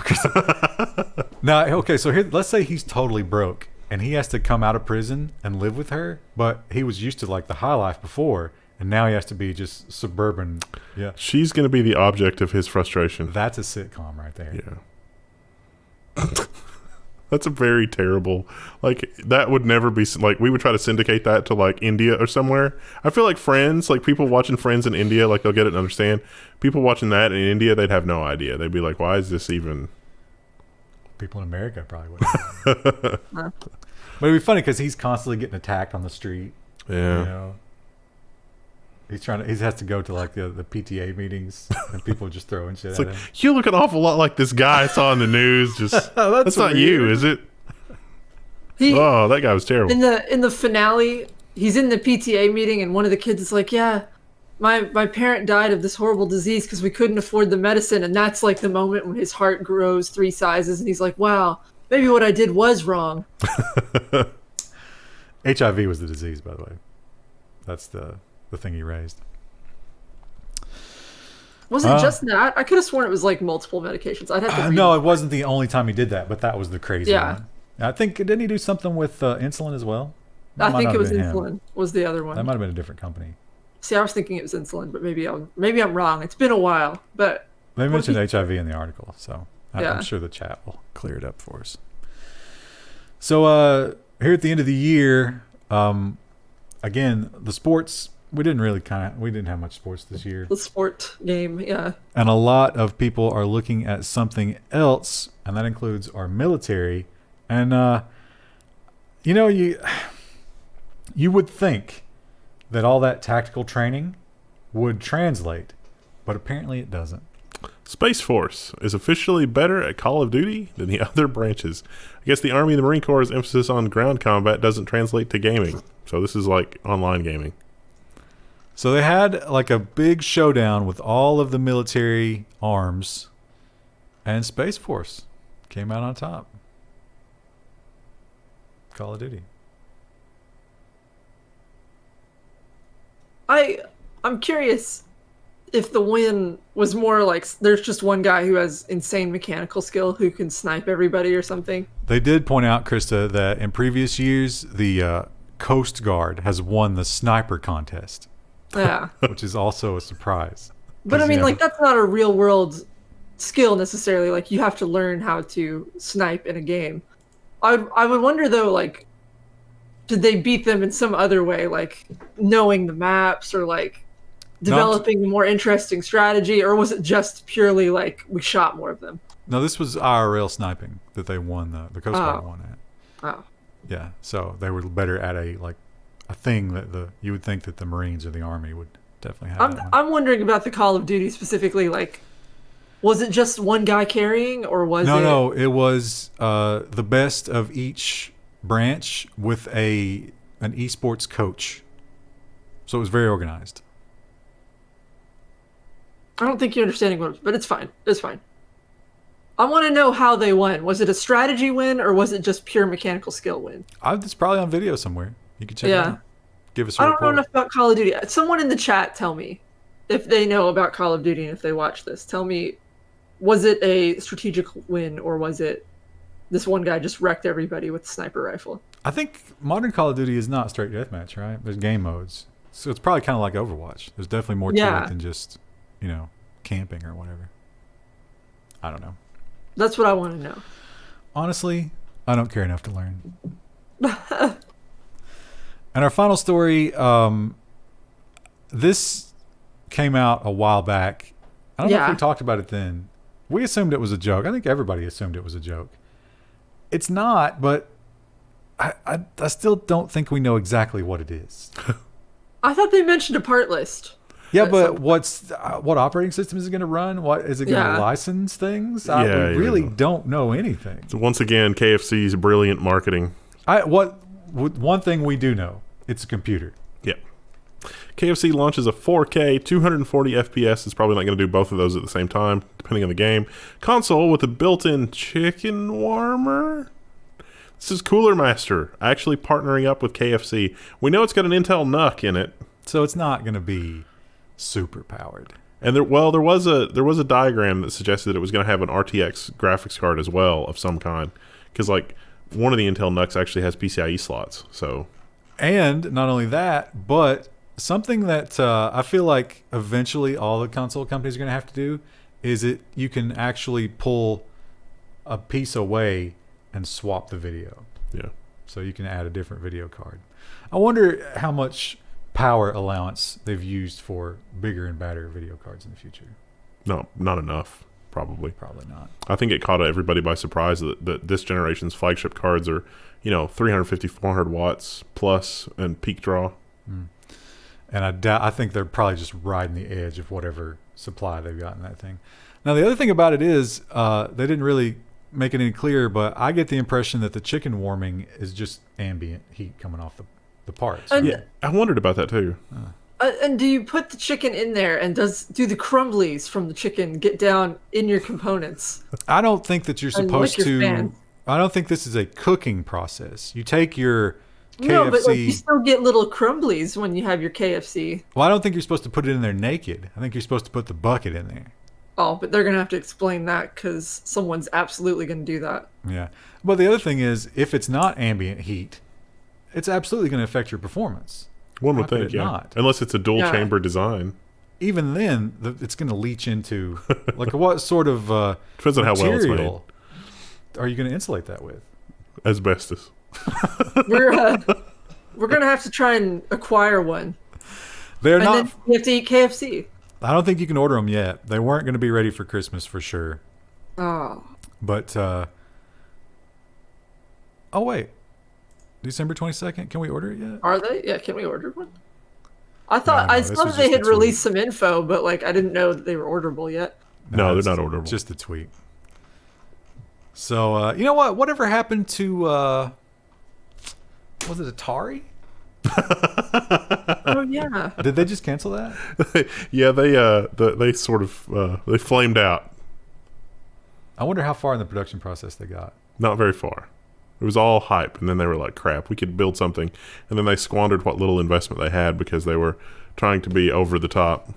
Can you imagine calling up the fab and just being like, do you have any extra time for Atari? And they're like, no, Apple has us booked until we're all dead. The Atari might have been successful if they'd gone to the Raspberry Pi people and been like, we're going to need a lot of Raspberry Pi Zeros. Can you do something for us less than $10? Oh, you can still pre-order. It says on their website. How much is it? $389. Oh, well, that's ridiculous. That's got to just be the Yeah. case. That's ridiculous. Like, there's nothing else but a case and a power supply. And the warming mat. Well, it's been a crazy week, huh? News every day but Monday. Woohoo! And we'll be back next week. Now, next week, Next week's going to be light. what we do our last episode here, an hour and 3 minutes. That's long. Next week will be the backlash of that, because next week we'll be going from Thursday to Friday. we can't even do that. A week and a day. No, because when are we going to film? Friday. But we'll have just used the stories on Thursday. Yeah. Not this Friday. That's why I say next week Next is Friday. because Yeah. next week's news technically would have been whatever we have on Thursday. So we're not going to do a news next week. Yeah, there's not going to be an extra news next week, and we've got Yeah. plenty of videos in the backlog. We can still do The videos people who every don't day. catch the live one they can just watch it next week. We've got so many videos on Patreon that are not live yet. That's just So just, it's going to be weird, but roll with it. You're actually going to get extra content. So if you're one of those people who, you're in the comments and you're like, I need to eat breakfast to this, you're going to have to ration. No, you could just watch some of the other videos, because we literally, like, I've had a couple people comment and be like, I didn't realize you guys did non-news videos on Thursday, because I stopped getting notices for whatever reason. It's like, yeah, every week there's a non-news video, at least on Thursday, and a lot of times there's at least one or two other videos that aren't news.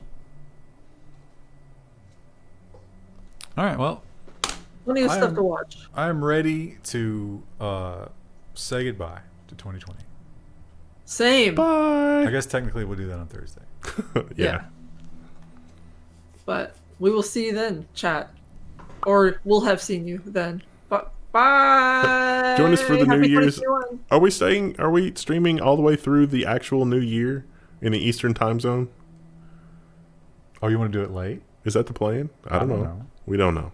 We'll No, see you next. We'll see you. We'll announce it, but it'll be Thursday. Yeah, we will have already seen you and decided this from. Yeah. All right. But anyway, bye. Weird. Bye.